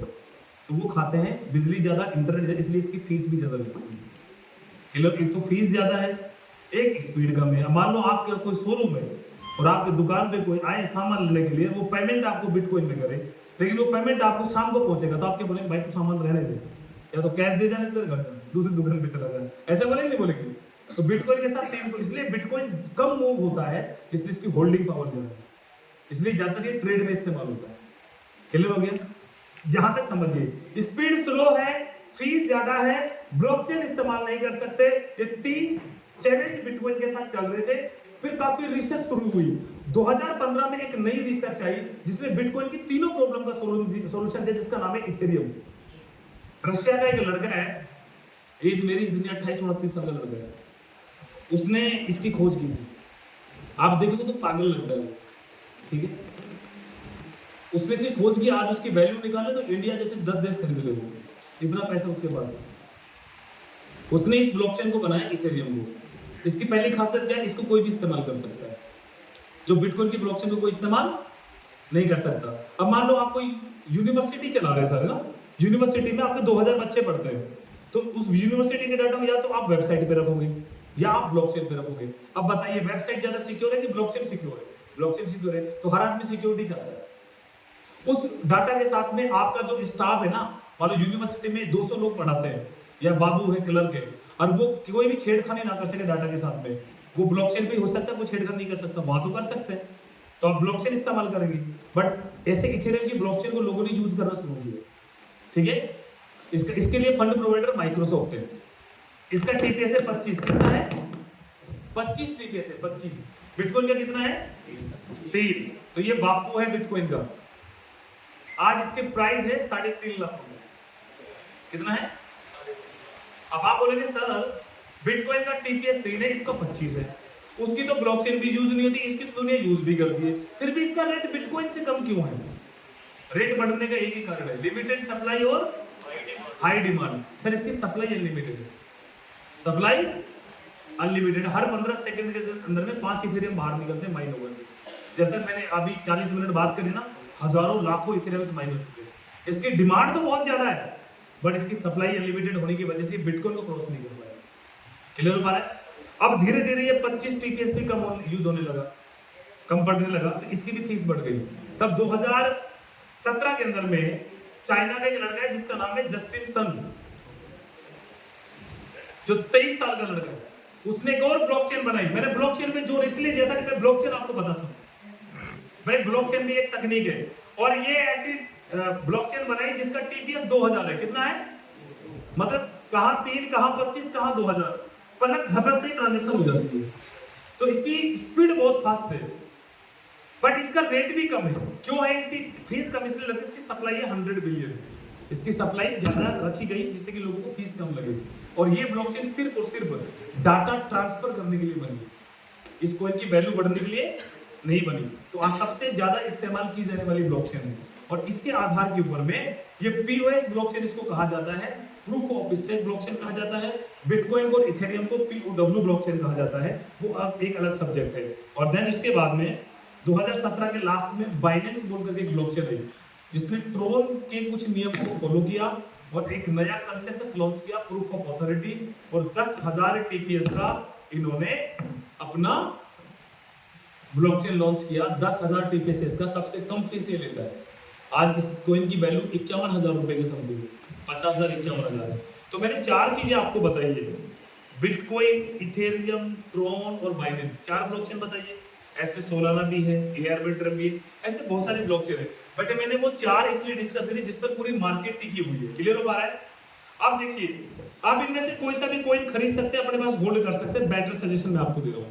बट करेंसी के अंदर में ना 3 स्टेज होती है, ध्यान रखिएगा। अगर प्रोजेक्ट एथिकल है तो 3 स्टेज है, स्टार्टिंग जोन, ग्रोथ जोन और ट्रेडिंग जोन। बिटकॉइन जब शुरू हुआ था 10 रुपए का था, 20 रुपए का था, स्टार्टिंग जोन था। 100, 200, 10,000 रुपए तक भी स्टार्टिंग जोन था। मैं बोलता हूं 1 लाख रुपए तक तब भी स्टार्टिंग जोन था, वहां से ग्रोथ जोन शुरू हुआ। आप आज बिटकॉइन का ट्रेडिंग जोन है। क्या है? लोग आज बिटकॉइन को होल्ड नहीं करते, ट्रेड करते हैं। एक वक्त था बनाना और आज है वक्त कमाना। तो बनाने में और कमाने में फर्क है। पैसा हमेशा बनता है स्टार्टिंग जोन में और ग्रोथ जोन में। क्लियर हो पा रहा है? आज 62 लाख का बिटकॉइन आप खरीद लो, जब तक वो 1 करोड़ 20 लाख का नहीं होगा तब तक आपका 1 लाख का 2 लाख नहीं होगा। सच बात है कि नहीं है? पर जिस व्यक्ति ने 10 रुपए का बिटकॉइन लिया था, आज उसकी वैल्यू कितनी बड़ी हो गई, समझ सकते हैं? यहां तक क्लियर हुआ? Yes sir.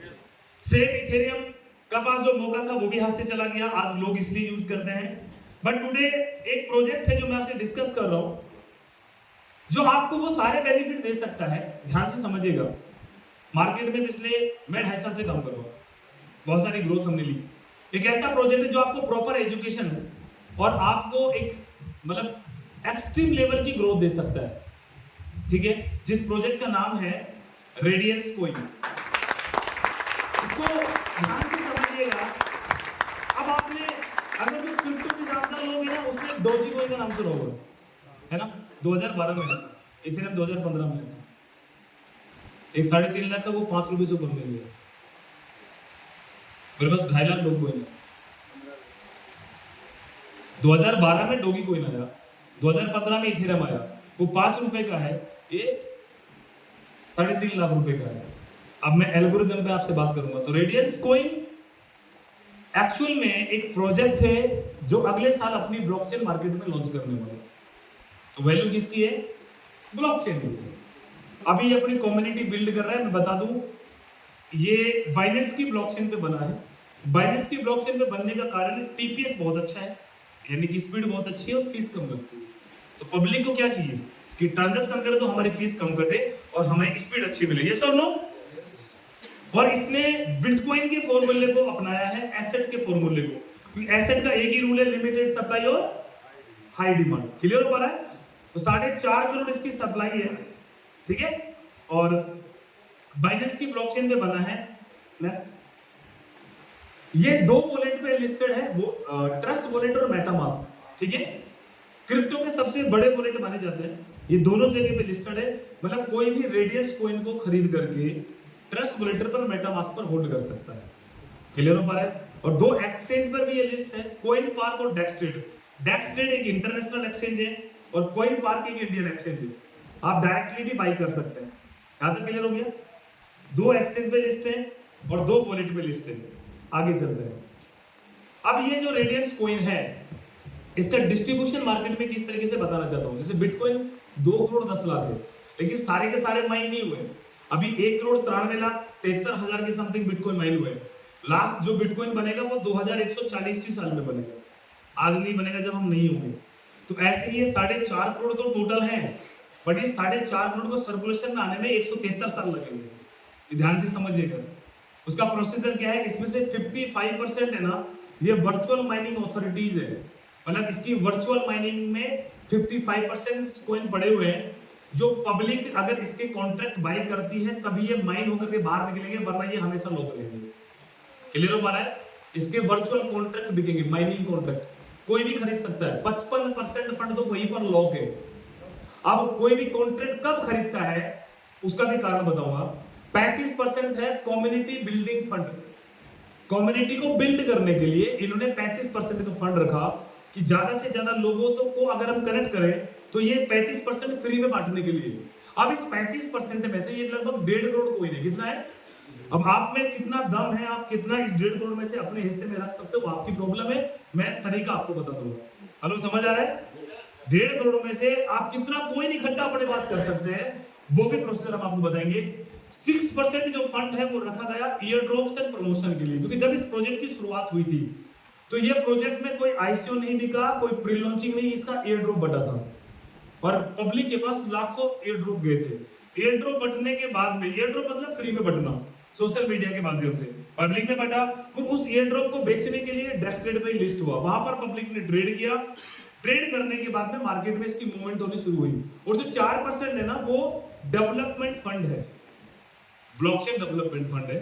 जब भी कोई ब्लॉकचेन लॉन्च की जाती है तो उसमें एक बर्निंग एल्गोरिदम आता है, उसके लिए फंड रखा हुआ है। तो मतलब ये भी लॉक है और ये भी लॉक है। तो शुरुआत यहां से हुई और पब्लिक ने प्रमोट करने के लिए यहां पर 35% को रखा। तो इन्होंने, अब क्रिप्टो में ना 3 तरह की कैटेगरी होती है, 3 कॉम होती है, 3 कॉम।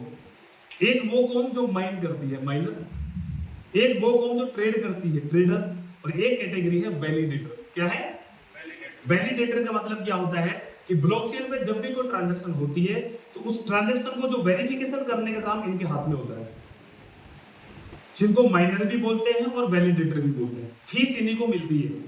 ये क्या करते हैं वैलिडेटर। अब जो माइनर, अगर आप बिटकॉइन की फीस लेना चाहते हैं तो सर आप माइनिंग प्लांट लगाओ, सिंपल सी बात है, 1.25 करोड़ रुपए प्लांट लगता है। अब उसमें से कितने सर्वर आपके सपोर्ट करेंगे, कितने नहीं करेंगे, वो आपकी प्रॉब्लम है, तो फीस आपके पास आएगी।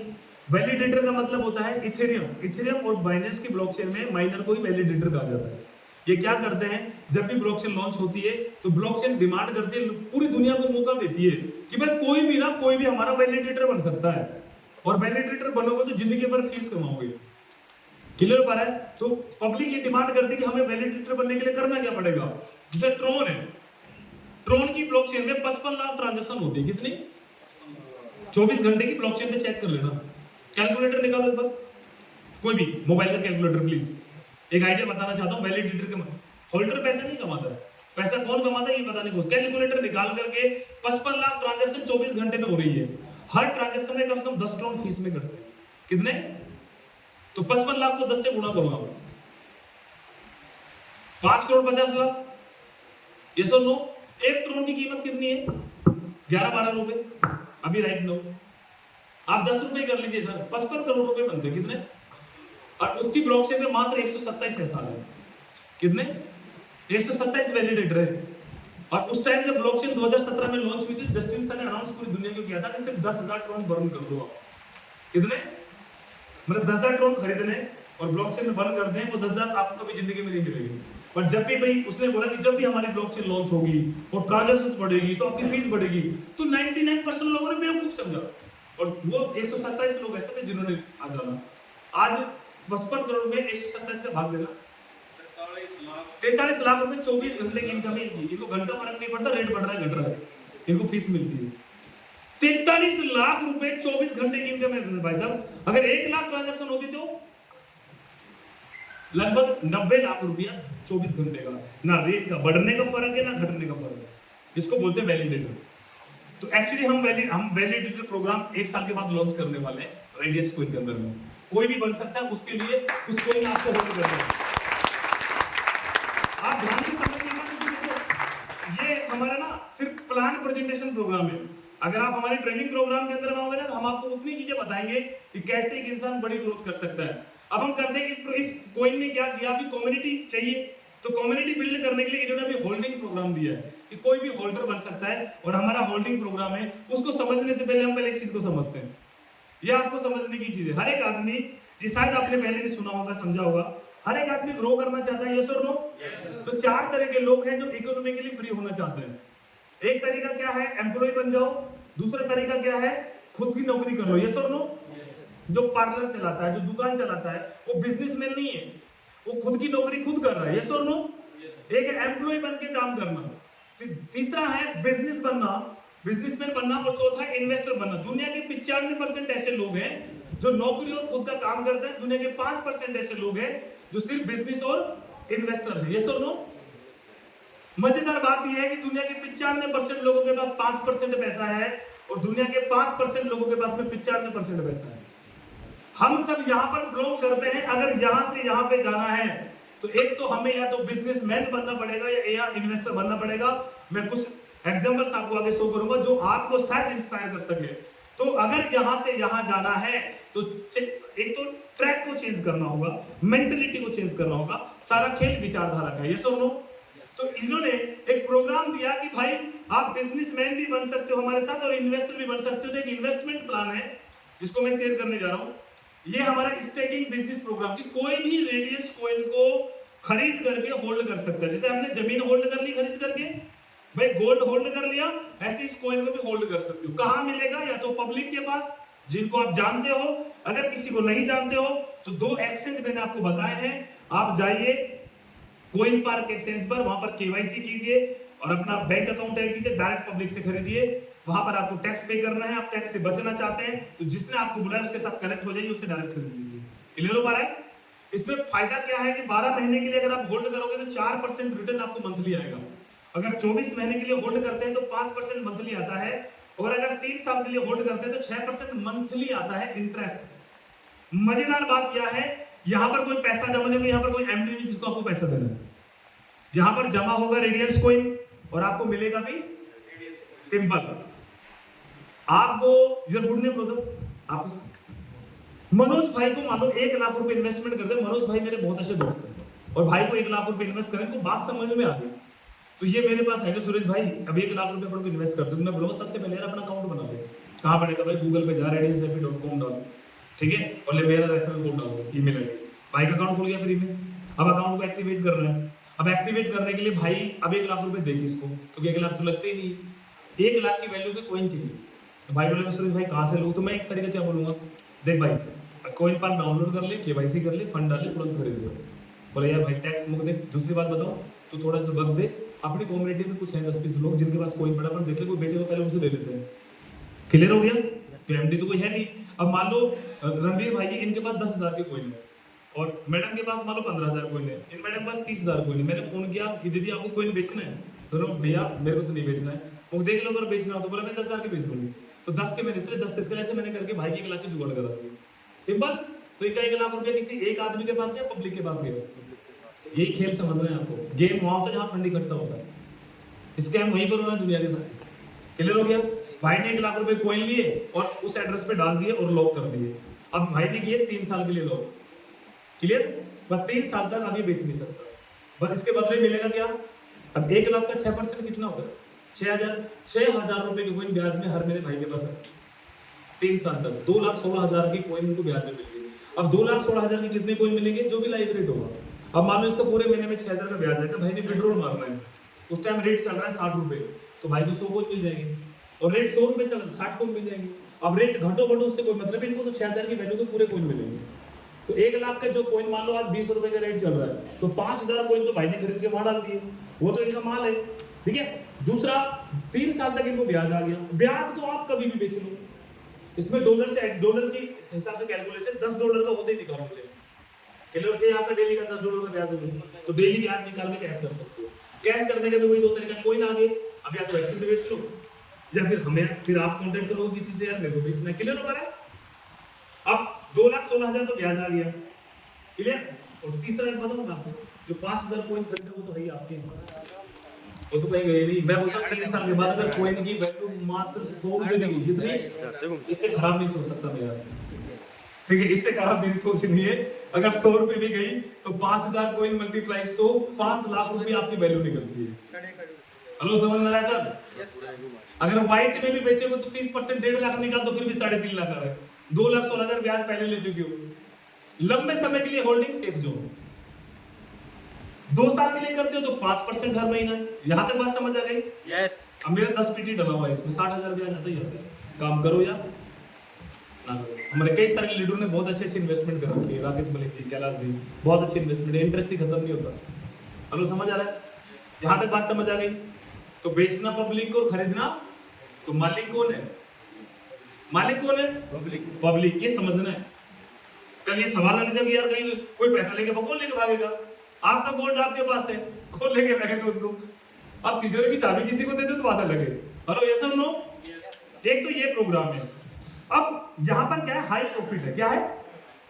थोड़ा नेगेटिव भी सोच लें, मान लो रेट नहीं बढ़ा तो 20 में लिया था, 5 रुपए रह गया, 3 साल 216 ब्याज तो ले लिया ना, फिर भी 1 का 2 तो आ गया। अगर मैं बोलता हूँ 5,000 कोइन अगर 10 रुपए पे रेट तो 50,000 तो तब भी आया, तो 216 और 50 कितना हो गया? 265। ये सब नो। इन्वेस्ट कितना किया था? 1 लाख। बट अभी स्टार्टिंग जोन है ना, तो ये आपको हाई ग्रोथ देगा। बट अभी रिसेंटली एक और प्रोग्राम इस प्रोजेक्ट में लॉन्च किया, और एक बार जोरदार तालियां नेक्स्ट प्रोग्राम के लिए। नेक्स्ट प्रोग्राम के लिए जोरदार तालियां।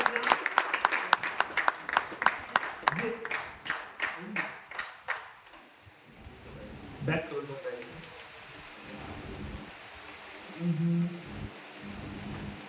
स्लो।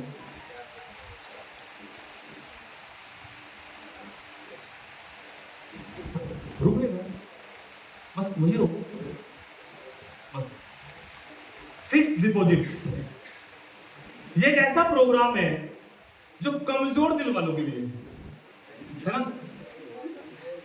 भाई मेरे को एक बात समझ आती है, अगर पैसा बनाना है या तो ये बड़ा हो या ये बड़ा हो, ये सब लोग जिनका ये बड़ा है उनको समझने की जरूरत नहीं है, और जिनका ये बड़ा है, मतलब जिनका ये बड़ा है तो वो सोच समझ करके इन्वेस्ट करेंगे, जानेंगे, नॉलेज लेंगे। और जिनका ये बड़ा है वो यहाँ लगाते ही नहीं है। ये सब लोग हरियाणा में जाट बुद्धि बोलते हैं उसको, ठीक है, कि भाई एक बार कर देंगे। ये वो प्रोग्राम है जो कमजोर दिल वालों के लिए, प्रॉफिट चाहते बट लॉस ना हो जाए हमारा, इसको बोलते हैं फिक्स रिटर्न प्रोग्राम।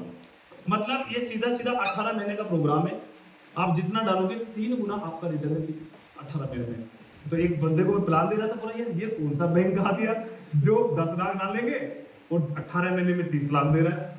तो ये समझ का फेर है। किसका फेर है? ये ना तो आपसे पैसा ले रहा है, ना ही आपको पैसा, बात को समझिएगा। इस कोइन को अपनी यूटिलिटी बढ़ानी है, अपनी होल्डिंग बढ़ानी है, तो ये प्रोग्राम है। अब मान लीजिए फिर हमें मनोज सर का एग्जांपल, मनोज सर ने बोला सुरेश सर मुझे 1 लाख रुपए इस प्रोग्राम में इन्वेस्टमेंट करना है। अब प्रोजेक्ट में, ये मान लो मैं प्रोजेक्ट हूँ, अब प्रोजेक्ट में आपने आज 1 लाख के कोइन डालने लाइव रेट से, चाहे वो 10,000 कोइन आए या 10 कोइन आए, मैं वो रिटर्न नहीं करूंगा, प्रोजेक्ट आपको रिटर्न नहीं करेगा। आप चाहे आपके 10,000 कोइन हो या फिर आपके 10 कोइन आ रहे हो, 1 लाख के आपने डाल दिए, सिस्टम आपको 18 महीने में 3 लाख के कोइन दे देगा। अब हो सकता है कि वो आपको 10,000 कोइन दे या 5,000 कोइन दे या 200 कोइन दे, बट वैल्यू उसकी 3 लाख। बात समझ आ रही है? 1% भी फर्क नहीं पड़ने का, सेफ जीरो। और डेली आएगा वो सर, मतलब 0.55% डेली आता है। क्लियर? अगर $1,000 हम डालेंगे $0.55 एवरी डे आएगा। अब $50 होते इसमें से विड्रॉल मार सकते हैं। अब मान लो आपको 3 लाख रुपए डालना है सर, आपको 18 महीने में 9 लाख रुपए की वैल्यू का चीज आपको मिल जाएगी। अब ये थोड़ी कहा आपने 3,000 कोइन डाले तो 3 गुना मतलब आपको 9,000 कोइन मिलेंगे। अरे कल 9,000 कोइन आपको दे भी दिए और मार्केट डाउन हो सकता है 9,000 कोइन आपके 90,000 के बने, नहीं, आपको लाइव रेट के हिसाब से मिलेगा। लाइव रेट जो भी होगा बेटा आपको मिलेगा पूरा 3 गुना। ये बस 10,000 रुपए डालेंगे तो अपना 30,000 आएगा जाएगा 1.5 साल में। बात करते हैं बेचना कैसे से आपको टेक्स्ट में बेचना है तो एक्सचेंज पे जाइए, और कैश में बेचना है तो पब्लिक के पास जाइए। यस और नो? Yes sir. और याद रखना, आपको इन्वेस्टमेंट करने के लिए यहाँ पर किसी को पैसा नहीं देना है। प्रोजेक्ट आप पब्लिक को पैसा दीजिए जिसको देना है। यहाँ पर कोई मालिक नहीं कि यहाँ सुरेश मरोड़िया मालिक है, नहीं। आपको जिससे कोई नहीं लेना उसे खरीदिए। सिस्टम तो आपसे कोई नहीं लेगा और आपको देगा भी। बात समझ में आ रही सर? यहाँ तक उम्मीद करता हूँ ये 2 प्रोग्राम है जहां पर कोई इन्वेस्ट, मैं हमेशा बोलता हूँ कि दोनों प्रोग्राम के मजे लीजिए। 2 लाख लाइए, 1 लाख 3 गुना वाले में डालिए, 1 लाख स्टेकिंग में डालिए। अब खेल समझिए। अब जो समझदार है व्यक्ति बोलेगा यार मैं तो स्टेकिंग में डालूंगा, स्टार्टिंग लोगों ने मेरे को तो 4 गुना 5 गुना आराम से नहीं डालना है। मैं बोलता 2 लाख रुपए, 1 लाख डाला 3 गुना वाले में, तो घर से डाला 2 लाख, कितना डाला तो 3 लाख तो यहाँ रिटर्न आ गया, तो मतलब जो डाला था वो तो बाहर निकल गया। अब अगर हम 3 साल के लिए डाला है तो 3 लाख तो यहाँ बाहर निकल गया 1.5 साल के अंदर में। 1 लाख का 3 साल में ब्याज 2,16,000 हो गया। 5,16,000 तो आना ही आना है। और जो कोई ना आपने खरीद कर रखे वो है ही आपके, अब उसको आपको जब करे तब दिल बेचो, चाहे 10 साल में बेचो, क्या दिक्कत है? हेलो समझ में आ रहा है सर? तो देखिए आप दोनों प्रोग्राम है जो अपन यहाँ से मतलब मल्टीप्लाई कर सकते हैं। यहाँ तक क्लियर हुआ? Hello sir? Yes sir. So के पैसे की बात आ रही है, एक्टिव हो जाइए यार। क्लियर हुआ? अब ये तो एक ऐसी चीज है कि आपने लगाया, ये है नॉन वर्किंग इनकम, बस बैठ के खाना है भाई, मनी मेक्स मनी वाला काम। बट हमेशा याद रखना, एक का 10 लाख हो जाएगा तो खत्म, एक दिन 10 लाख भी हो जाएगा। ये सर नो, पहाड़ का भी अंत आता है, बुजुर्ग लोग कहते चले गए। ये सर नो, तो हमें ऐसा काम करना है कि हमें अपनी नेटवर्थ बिल्ड करनी है। और लाइफ में अगर मुझे बड़ी ग्रोथ अगर चाहिए तो बड़ी ग्रोथ का एक ही प्रोसीजर है, और नेक्स्ट, हर एक आदमी अपनी नेटवर्थ बिल्ड करना चाहता है। ये सुनो, मेरा 10 मिनट का प्रोग्राम बाकी है। उम्मीद करता हूं कि जितनी भी बातें मैंने आपको बताई है, आपके मैंने समझाई होगी और आपको समझ में आई होगी। ये सुनो, और देखो मेरा मानना ये है, मैं लास्ट में बीच में बात और बोलना चाहता हूं कि कोई भी इंसान किसी इंसान को समझा नहीं सकता, सिर्फ वो इन्फॉर्म कर सकता है। समझता इंसान खुद है। ये सुनो, तो हर आदमी अपनी नेटवर्थ बिल्ड करना चाहता है, और नेटवर्थ का मतलब जानते हैं ना सभी आप? अपनी खुद की संपत्ति। ये सुनो, और नेटवर्थ उसी इंसान की बड़ी है जिसने अपने नेटवर्क को बढ़ाया है। नेटवर्थ नेटवर्क पे डिपेंड है। अकेला व्यक्ति बड़ा एम्पायर नहीं खड़ा कर पाया। गाल टूटी सबकी चले, भूखा कौन मर रहा है? भगवान ने जिसको चौथे चुगा दे ही रहा है। ये सुनो, सवाल है अपने सपनों के लिए काम करना, अपनी नेटवर्क को बिल्ड करना। और नेटवर्क को बिल्ड करने का एक ही काम है, नेटवर्क बिल्ड कीजिए साहब। अकेले कर रहे हैं पिछले 40 साल से काम। आपके बैकएंड में कितना, आपसे बेहतर कोई नहीं जानता। लेकिन जो आदमी नेटवर्क बना के काम कर रहा है, उनके पास पता क्या है, मैं आपको दिखाना चाहता हूं। देखिए, ये जानते हैं इनको? अभी गूगल में जस्ट सर्च कीजिए, ठीक है? ये आदमी मुकेश अंबानी, आज इसके पास 11,530 करोड़ डॉलर है। 11,530 करोड़ डॉलर इसकी नेटवर्थ है। तो इसका एम्पायर कितना बड़ा है, कितना बड़ा नेटवर्क है इसका। यस और नो? ये पिछले 20-30 सालों से नेटवर्क ही बना रहा है। यस और नो? ऐसा कोई बंदा है जो जियो का यूजर नहीं है? यहाँ पे सिंगल कोई बंदा होगा मैं जियो यूज नहीं करता, मेरी फैमिली में यूज नहीं होता हूँ। यस और नो? आज सोचिए, ये यूजर देखिए, इसने नेटवर्क बनाया। अगर 1 रुपया भी 200 रुपए का 199 का रिचार्ज कोई नहीं करता सर, 299 वाला करते हैं। यस और नो? अगर मैं बोलता हूँ 100 करोड़ यूजर हैं, अगर 50 करोड़ यूजर भी हैं, तो यू कैन मल्टीप्लाई आज इनका मंथली टर्नओवर कितना है पर सिंगल पर्सन से। मैं हमेशा बोलता हूं कि सर आप इन्वेस्टमेंट की बात को समझने की दौरे, वारेन बफेट इसकी कोई कंपनी ही नहीं है। ये इंसान 13,790 करोड़ डॉलर कमा गया, एक सिंगल कंपनी नहीं है इसकी। ये पता क्या करता है? ये मनोज की कंपनी में पैसा लगाता है, ये रणवीर जी की कंपनी में पैसा लगाता है। ये इंसान इनकी कंपनियों में पैसा लगा के कमा रहा है, खुद की कंपनी नहीं है। दुनिया का सबसे बड़ा इन्वेस्टर है। हेलो, समझ आ रहा है? एक सिंगल कंपनी वारेन बफेट की नहीं है। इन्वेस्टर का काम बता रहा हूं मैं आपको, मल्टीप्लाई इन्वेस्टमेंट करता है, और 13,790 करोड़, बिल गेट से ज्यादा आमदनी है इसकी। ये माइक्रोसॉफ्ट का मालिक है, नेटवर्क बिल्ड किया। इलोन मस्क क्या बनाता था? ये इलोन मस्क क्या बनाता था? क्या बनाता? टेस्ला कंपनी का मालिक है, कार बनाता है, इलेक्ट्रॉनिक कार। ये सब नो, अभी कुछ दिन पहले ट्विटर को खरीद लिया। हेलो, समझ आ रहा है? किसको? अभी फेसबुक और इंस्टाग्राम सबको खरीद रहा है, लपेटे में ले रहा है। बात समझ लो, नेटवर्क पर ध्यान दे रहे हैं। जो फेसबुक हम चलाते हैं, जो इंस्टाग्राम हम चलाते हैं, मैं मार्क जुकरबर्ग की वर्थ लिखना भूल गया कि जो फेसबुक पे हम कॉमेडी वीडियो देख के हंसते हैं ना, उसको बनाने वाले के पास कितना करोड़ रुपया है। करोड़ नहीं, कितना अरब खरब रुपया है। ये वो लोग हैं जिन्होंने नेटवर्क पर ध्यान दिया और लगातार इन लोगों ने नेटवर्क बनाया, लगातार। एक चीज हमेशा याद रखिएगा, अगर आप आज नेटवर्क नहीं बनाएंगे तो आपको किसी ना किसी के नेटवर्क में जाके काम करना पड़ेगा। और हम किसी ना किसी के नेटवर्क में हैं आज भी, ये सुन लो, और हम उनको ग्रो कर रहे हैं। आपके नेटवर्क में कितने लोग हैं इस पे डिपेंड करता है। आप किसी ना किसी के नेटवर्क में हो। जियो की सिम यूज करो तो जियो के यूजर हो। दूध कौन सा आता है यहाँ पे, थैली वाला लोग भी थे ना, कौन सा? अमूल के नेटवर्क में हो कि नहीं हो? ये सुन लो, बीटा के नेटवर्क में हो कि नहीं हो? हम किसी ना किसी के नेटवर्क में हैं। याद रख लेना, अगर आज आप अपने नेटवर्क में लोगों को शामिल करोगे तो आपके सपने पूरे होंगे, नहीं तो आप किसी के नेटवर्क में जाकर के उनके सपने पूरे करोगे। अब आप तक यही करते आए। तो मेरा कंसर्न ये है कि रेडियंस कम्युनिटी आपको नेटवर्क बिल्ड करने का भी मौका दे रही है कि आप इन्वेस्टमेंट भी कीजिए, इन्वेस्टर भी बनिए और नेटवर्क भी बिल्ड करिए, और नेटवर्क बिल्ड करके आप कॉइन अर्न कीजिए। मैंने बोला था ना कि आपको यहाँ पर कॉइन कमाने का पैसा मौका मिलेगा। क्लियर हो पा रहा है? और कैसे आप यहाँ से बड़ी ग्रोथ कर सकते हैं, इसमें हमने एक प्रोग्राम लॉन्च किया है कम्युनिटी को बिल्ड करने के लिए। नेक्स्ट, सबसे पहले रेफरल इनकम है, प्रमोशन पावर। जो ये भी चीज हमें अच्छी लगती है तो हम बताते कि नहीं बताते? तो रेफरल में एक बात मैं आपको बताना दूं। अच्छा, अच्छी चीज को अच्छा बोलना अच्छी बात है कि बुरी बात है? पक्की बात है? अच्छी चीज को अच्छा बोलने से फायदा होता है कि नुकसान होता है? पक्का? अच्छा, मुझे ये बताइए, सोनीपत के अंदर में सबसे अच्छी मिठाई की दुकान कौन सी, जो नामी जामी आपको लगता हो? क्योंकि मेरा बर्थडे 21 अप्रैल को है। आर के रिश्तेदार है आपका, लेकिन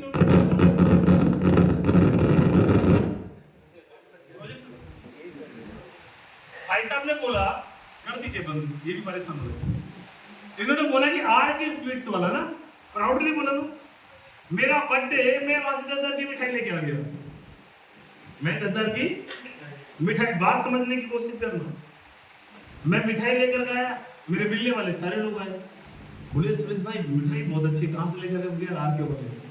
अब इनकी पोती का बर्थडे, ये भी कहाँ चली गई? इनके लड़के का बर्थडे, ये भी कहाँ चला गया? मेरे को दिया 350 रुपए का 1 किलो, और जब तक नवीन जी के बेटे का बर्थडे आया तब 400 रुपए किलो हो गया। अब ये कहाँ जाएंगे? आर के वाले के पास में। हाँ सर, 350 में देगा, 400 में। 400 में 400 हुआ किसकी वजह से? आप ही ने बोला था। अच्छी चीज को अच्छा बोलने से पॉकेट से पैसा जाता है, आता नहीं है। पार्लर वाले को अच्छा बोला तो दाम बढ़ा दिया, डॉक्टर को अच्छा बोला तो दाम बढ़ा दिया, ये सब नो। सैलून वाले को अच्छा बोला तो दाम बढ़ा दिया। हमने जिस चीज को भी प्रमोट किया है, अल्टीमेटली हमारी पॉकेट से पैसा। अगर अच्छा चीज को अच्छा बोलने से पैसा जाता है, मैं तो बोलता हूं अगर अच्छी चीज को अच्छा बोलने से पैसा आए तो अच्छी बात है कि बुरी बात है? तो बोलो ना भाई, जाइए लोगों से बात कीजिए। लोग यही तो कर रहे हैं। मैं इस पीपीटी में बहुत सारी चीज मिस कर गया। आपने शाहरुख खान का नाम सुना है? 4,500 करोड़ का मालिक है, फिल्म बना करके। नो, फिल्म से वो 400 करोड़ भी नहीं कमाया होगा, लेकिन 4,500 करोड़ की नेटवर्क, क्योंकि बिकॉज ऑफ प्रमोशनल पावर है। क्या है?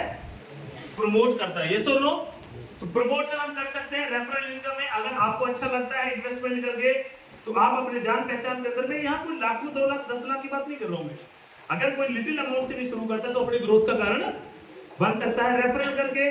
जैसे मान लीजिए मनोज जी ने काम शुरू किया, आपका नाम क्या सर? सुमित जी के दोस्त हैं, मनोज भाई ने इन्वेस्टमेंट किया, सुमित को सुमित ने मनोज भाई मेरे 1 लाख रुपए इन्वेस्टमेंट। तो अगर सुमित जी 1 लाख रुपए इन्वेस्टमेंट करते हैं तो सवाल ये कि मनोज जी को क्या मिलेगा? मनोज जी को क्या मिलेगा? देखिए, अगर मनोज जी बोलते हैं कि सुमित भाई मेरा मात्र 1 साल के लिए कर देगा, कितने के लिए?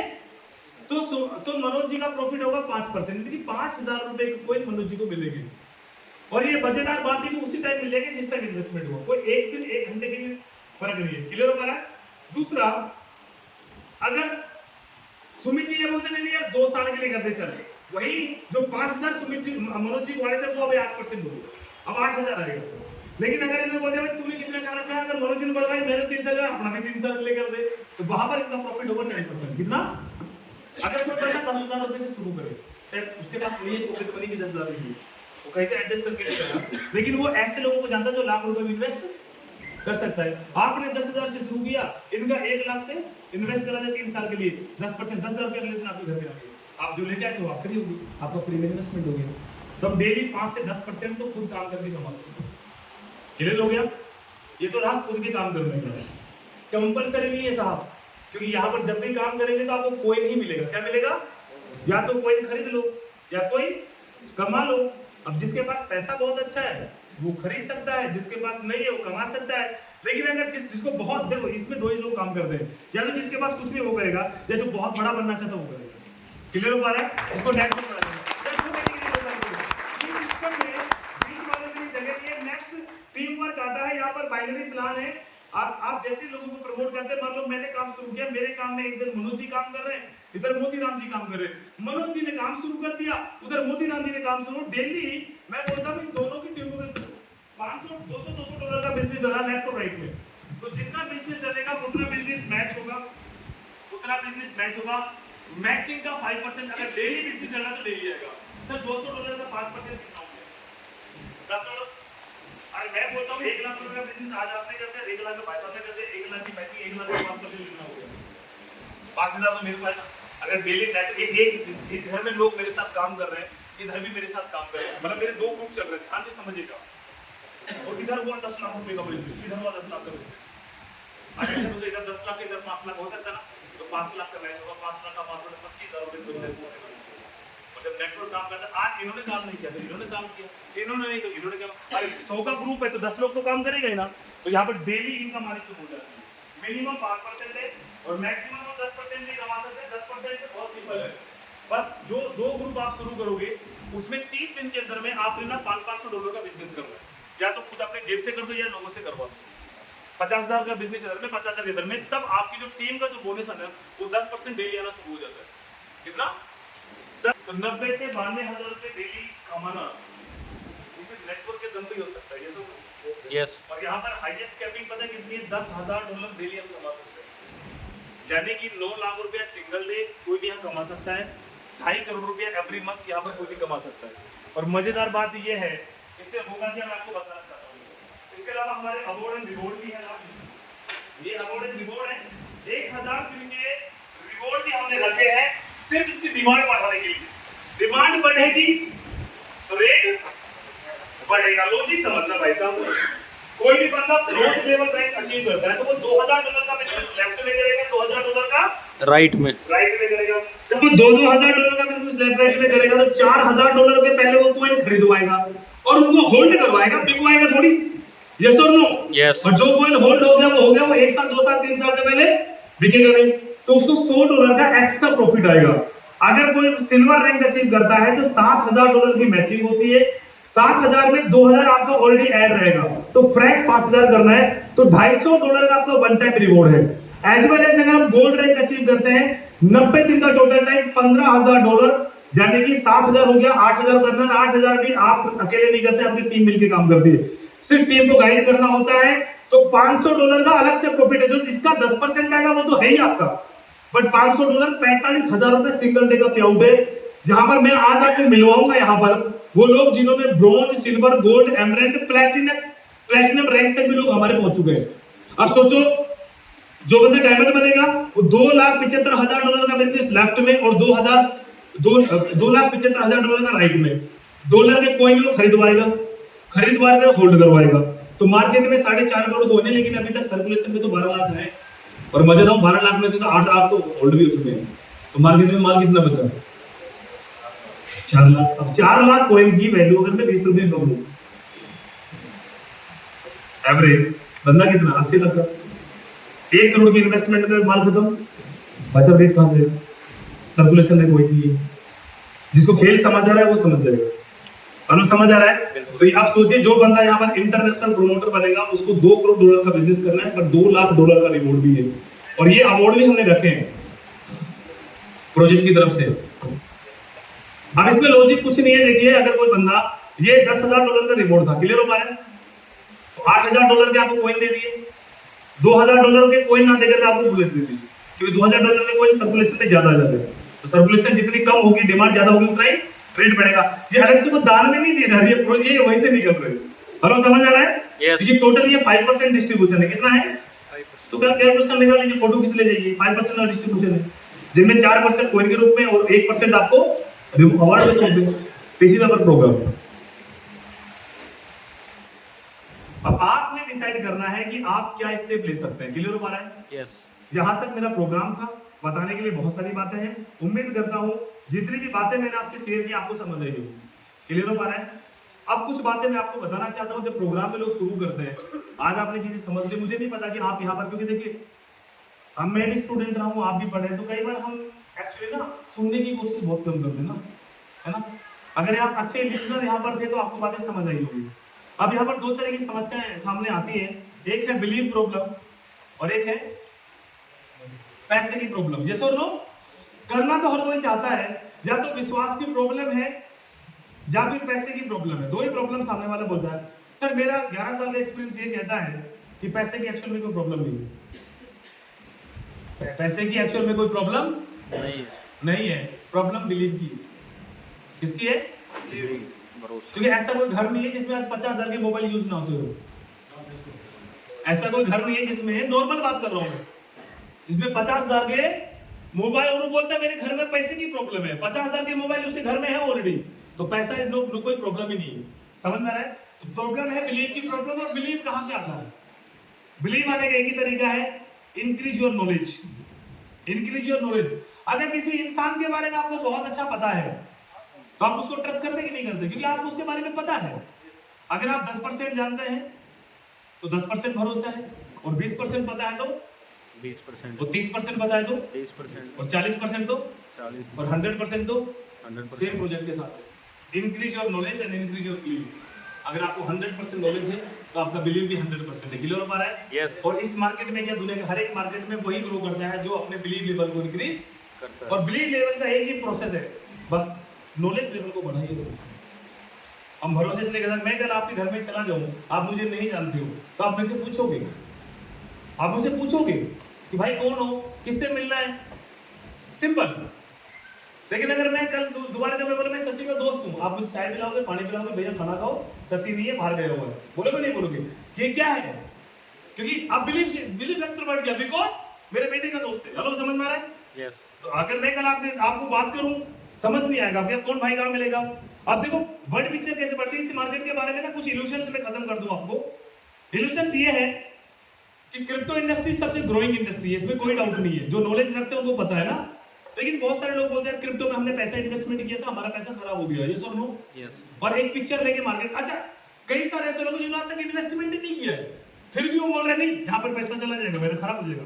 ये कहानी ऐसी हो गई कि यहाँ रोड के सामने कोई भाई जा रहा था और ये लड़का मान लो वहां पे घूम रहा है, और मैंने इनको बोईचे को बोला यार इस लड़के से बच के रहना, ये ना हाथ साफ कर दे, जेब साफ कर देता है।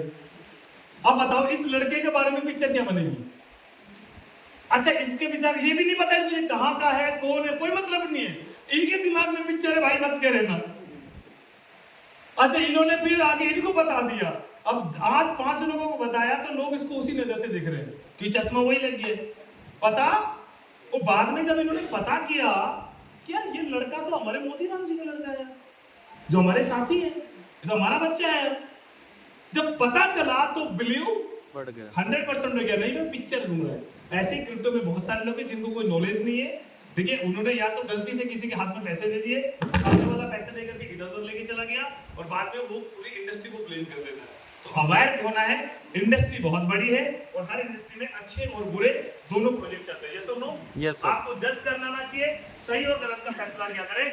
जज करने के लिए एक इंफॉर्मेशन देना चाहता हूं, जिस प्रोजेक्ट के अंदर में एमडी है क्रिप्टो में, जिस प्रोजेक्ट में एमडी है वहां 200% झोल है, क्योंकि यहाँ पर कोई मालिक नहीं होता ही नहीं है। गोल्ड का कोई मालिक है, जिसके पास गोल्ड उसका कोई मालिक। जज करने का सिंपल तरीका है, सामने वाला जब भी कोई आपके पास बात करने के लिए आए, आप 2 सवाल कीजिए, ऐसा प्रोजेक्ट कहाँ का है, अच्छा इनके एमडी कहाँ के हैं। अगर वो प्राउडली बोलते हैं चाय पानी पिलाइए, आराम से हाथ जोड़ लीजिए, सुनने की जरूरत नहीं। हेलो, समझ आ रहा है? आगे बातें नहीं करनी है। अगर आपको लगे कि बंदे के पास नॉलेज है, बातें कर रहे हैं, कहीं भी अगर फंड करेक्शन का प्रोसीजर है, वहां पर घेर दिया मुझे। अब इन्होंने एमएलएम का सहारा क्यों लिया इस प्रोजेक्ट में? सिंपल, कम्युनिटी बढ़ाने का आज के मार्केट में इससे बेहतर कोई तरीका नहीं है। सिंपल। ये प्रोग्राम कब तक चलेगा, नेटवर्क बनाने का कोई पता नहीं है, जब तक अच्छी कम्युनिटी बिल्ड नहीं हो जाती। 20,000 होल्डर होने के बाद ब्लॉकचेन लॉन्च हो जाएगी। जब ब्लॉकचेन लॉन्च हो जाएगी तो वो ब्लॉकचेन बैंकिंग सेक्टर के लिए, हॉस्पिटलिटी के लिए और ट्रेडिंग कम्युनिटी के लिए यूज होगी। क्लियर हो पा रहा है? और हमारा एक्चुअली इस प्रोजेक्ट को जो डेवलपर है उनका नाम है विनायक श्रीनिवासन। ये साइंटिस्ट जिन्होंने चंद्रयान की जो लैंड होता है उसके लेंस का एल्गोरिथम बनाया था। ट्रस्ट क्वालिटी डेवलपमेंट टीम का हेड है वो, जिनका ये प्रोजेक्ट है, जिन्होंने इस प्रोजेक्ट को मतलब डेवलप किया है। We are all promoters. Clear हो पा रहा है? बस फर्क इतना है, हमें पहले मौका मिला, आपको बाद में मौका मिला। क्लियर हो पा रहा है? तो मौका बहुत अच्छा है। अब वहां पर अगर वैलिडेटर तभी बन पाएंगे, कम से कम 1 लाख कोइन चाहिए वैलिडेटर बनने के लिए। कितने? 1 लाख। 1 लाख कोइन। अभी हमारा 15 रुपए का रेट चले तो 15 लाख रुपए में 1 लाख कोइन खरीद पड़ेगा तो मिलेंगे नहीं। पहली बात तो मिलेंगे। कमा सकते हैं तो आप इन्वेस्टमेंट करके भी वो लिखा कीजिए कि जब वैलिडेटर बनेंगे, जिनको फीस मिलेगी, जो मैं ड्रोन की बता रहा था, तो जो फीस मिलेगी उससे आपको कितना फायदा होगा। आप मार्केट में काम करेंगे, अभी वेट कम है, तो आप जितना भी अर्न करेंगे तो आपको पेट्रोल में कोइन भी ज्यादा मिलेगा, और जितना ज्यादा कोइन आपके पास आप उतने मिलेंगे, उतने याद वो करेंगे। आप सोचिए, यहाँ पर हमारे कुछ साथी है जो बताएंगे यहाँ पर कि मेरे पास कितना कोइन है।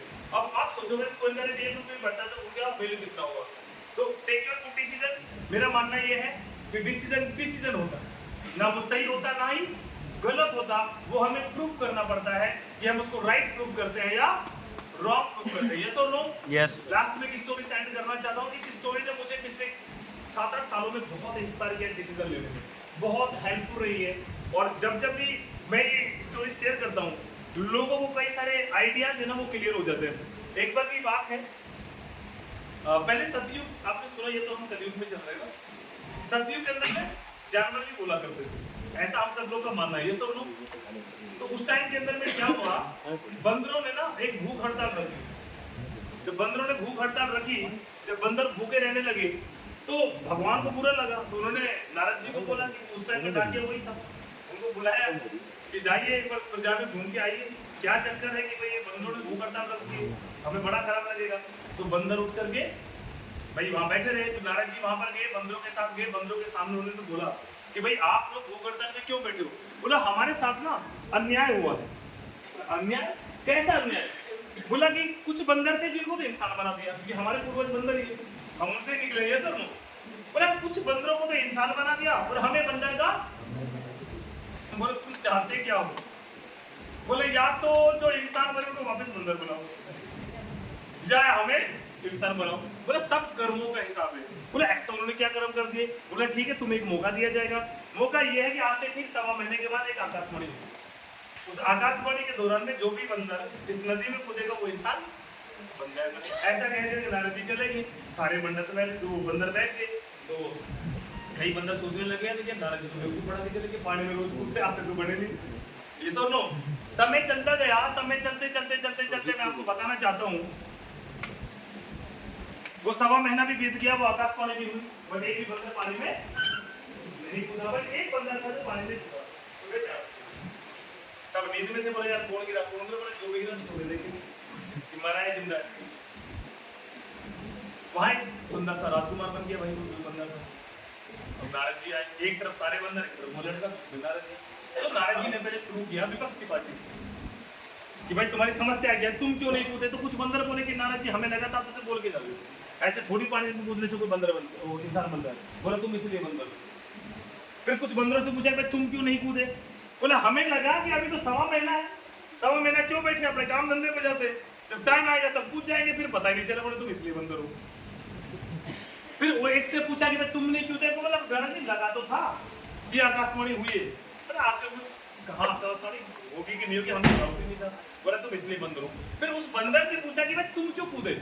बोले नारद जी आपको भगवान ने भेजा और आप इतनी सी बात आके बता के गए, तो आप आए, आपने बताया, तो मेरे दिमाग में मैं बोला अगर 1% की सच्चाई है तो मैं पिछले 1.25 महीने से नहाया ही और मैं कूद गया कि मैं कूदूं तो भी बंदर, ना कूदूं तो मैं कम से कम नहा तो लूंगा। तो सवाल ये है सर कि कर लिया तो पैसा ही पैसा, नहीं तो पहले जैसा। अनुल समझ आ रहा है? यस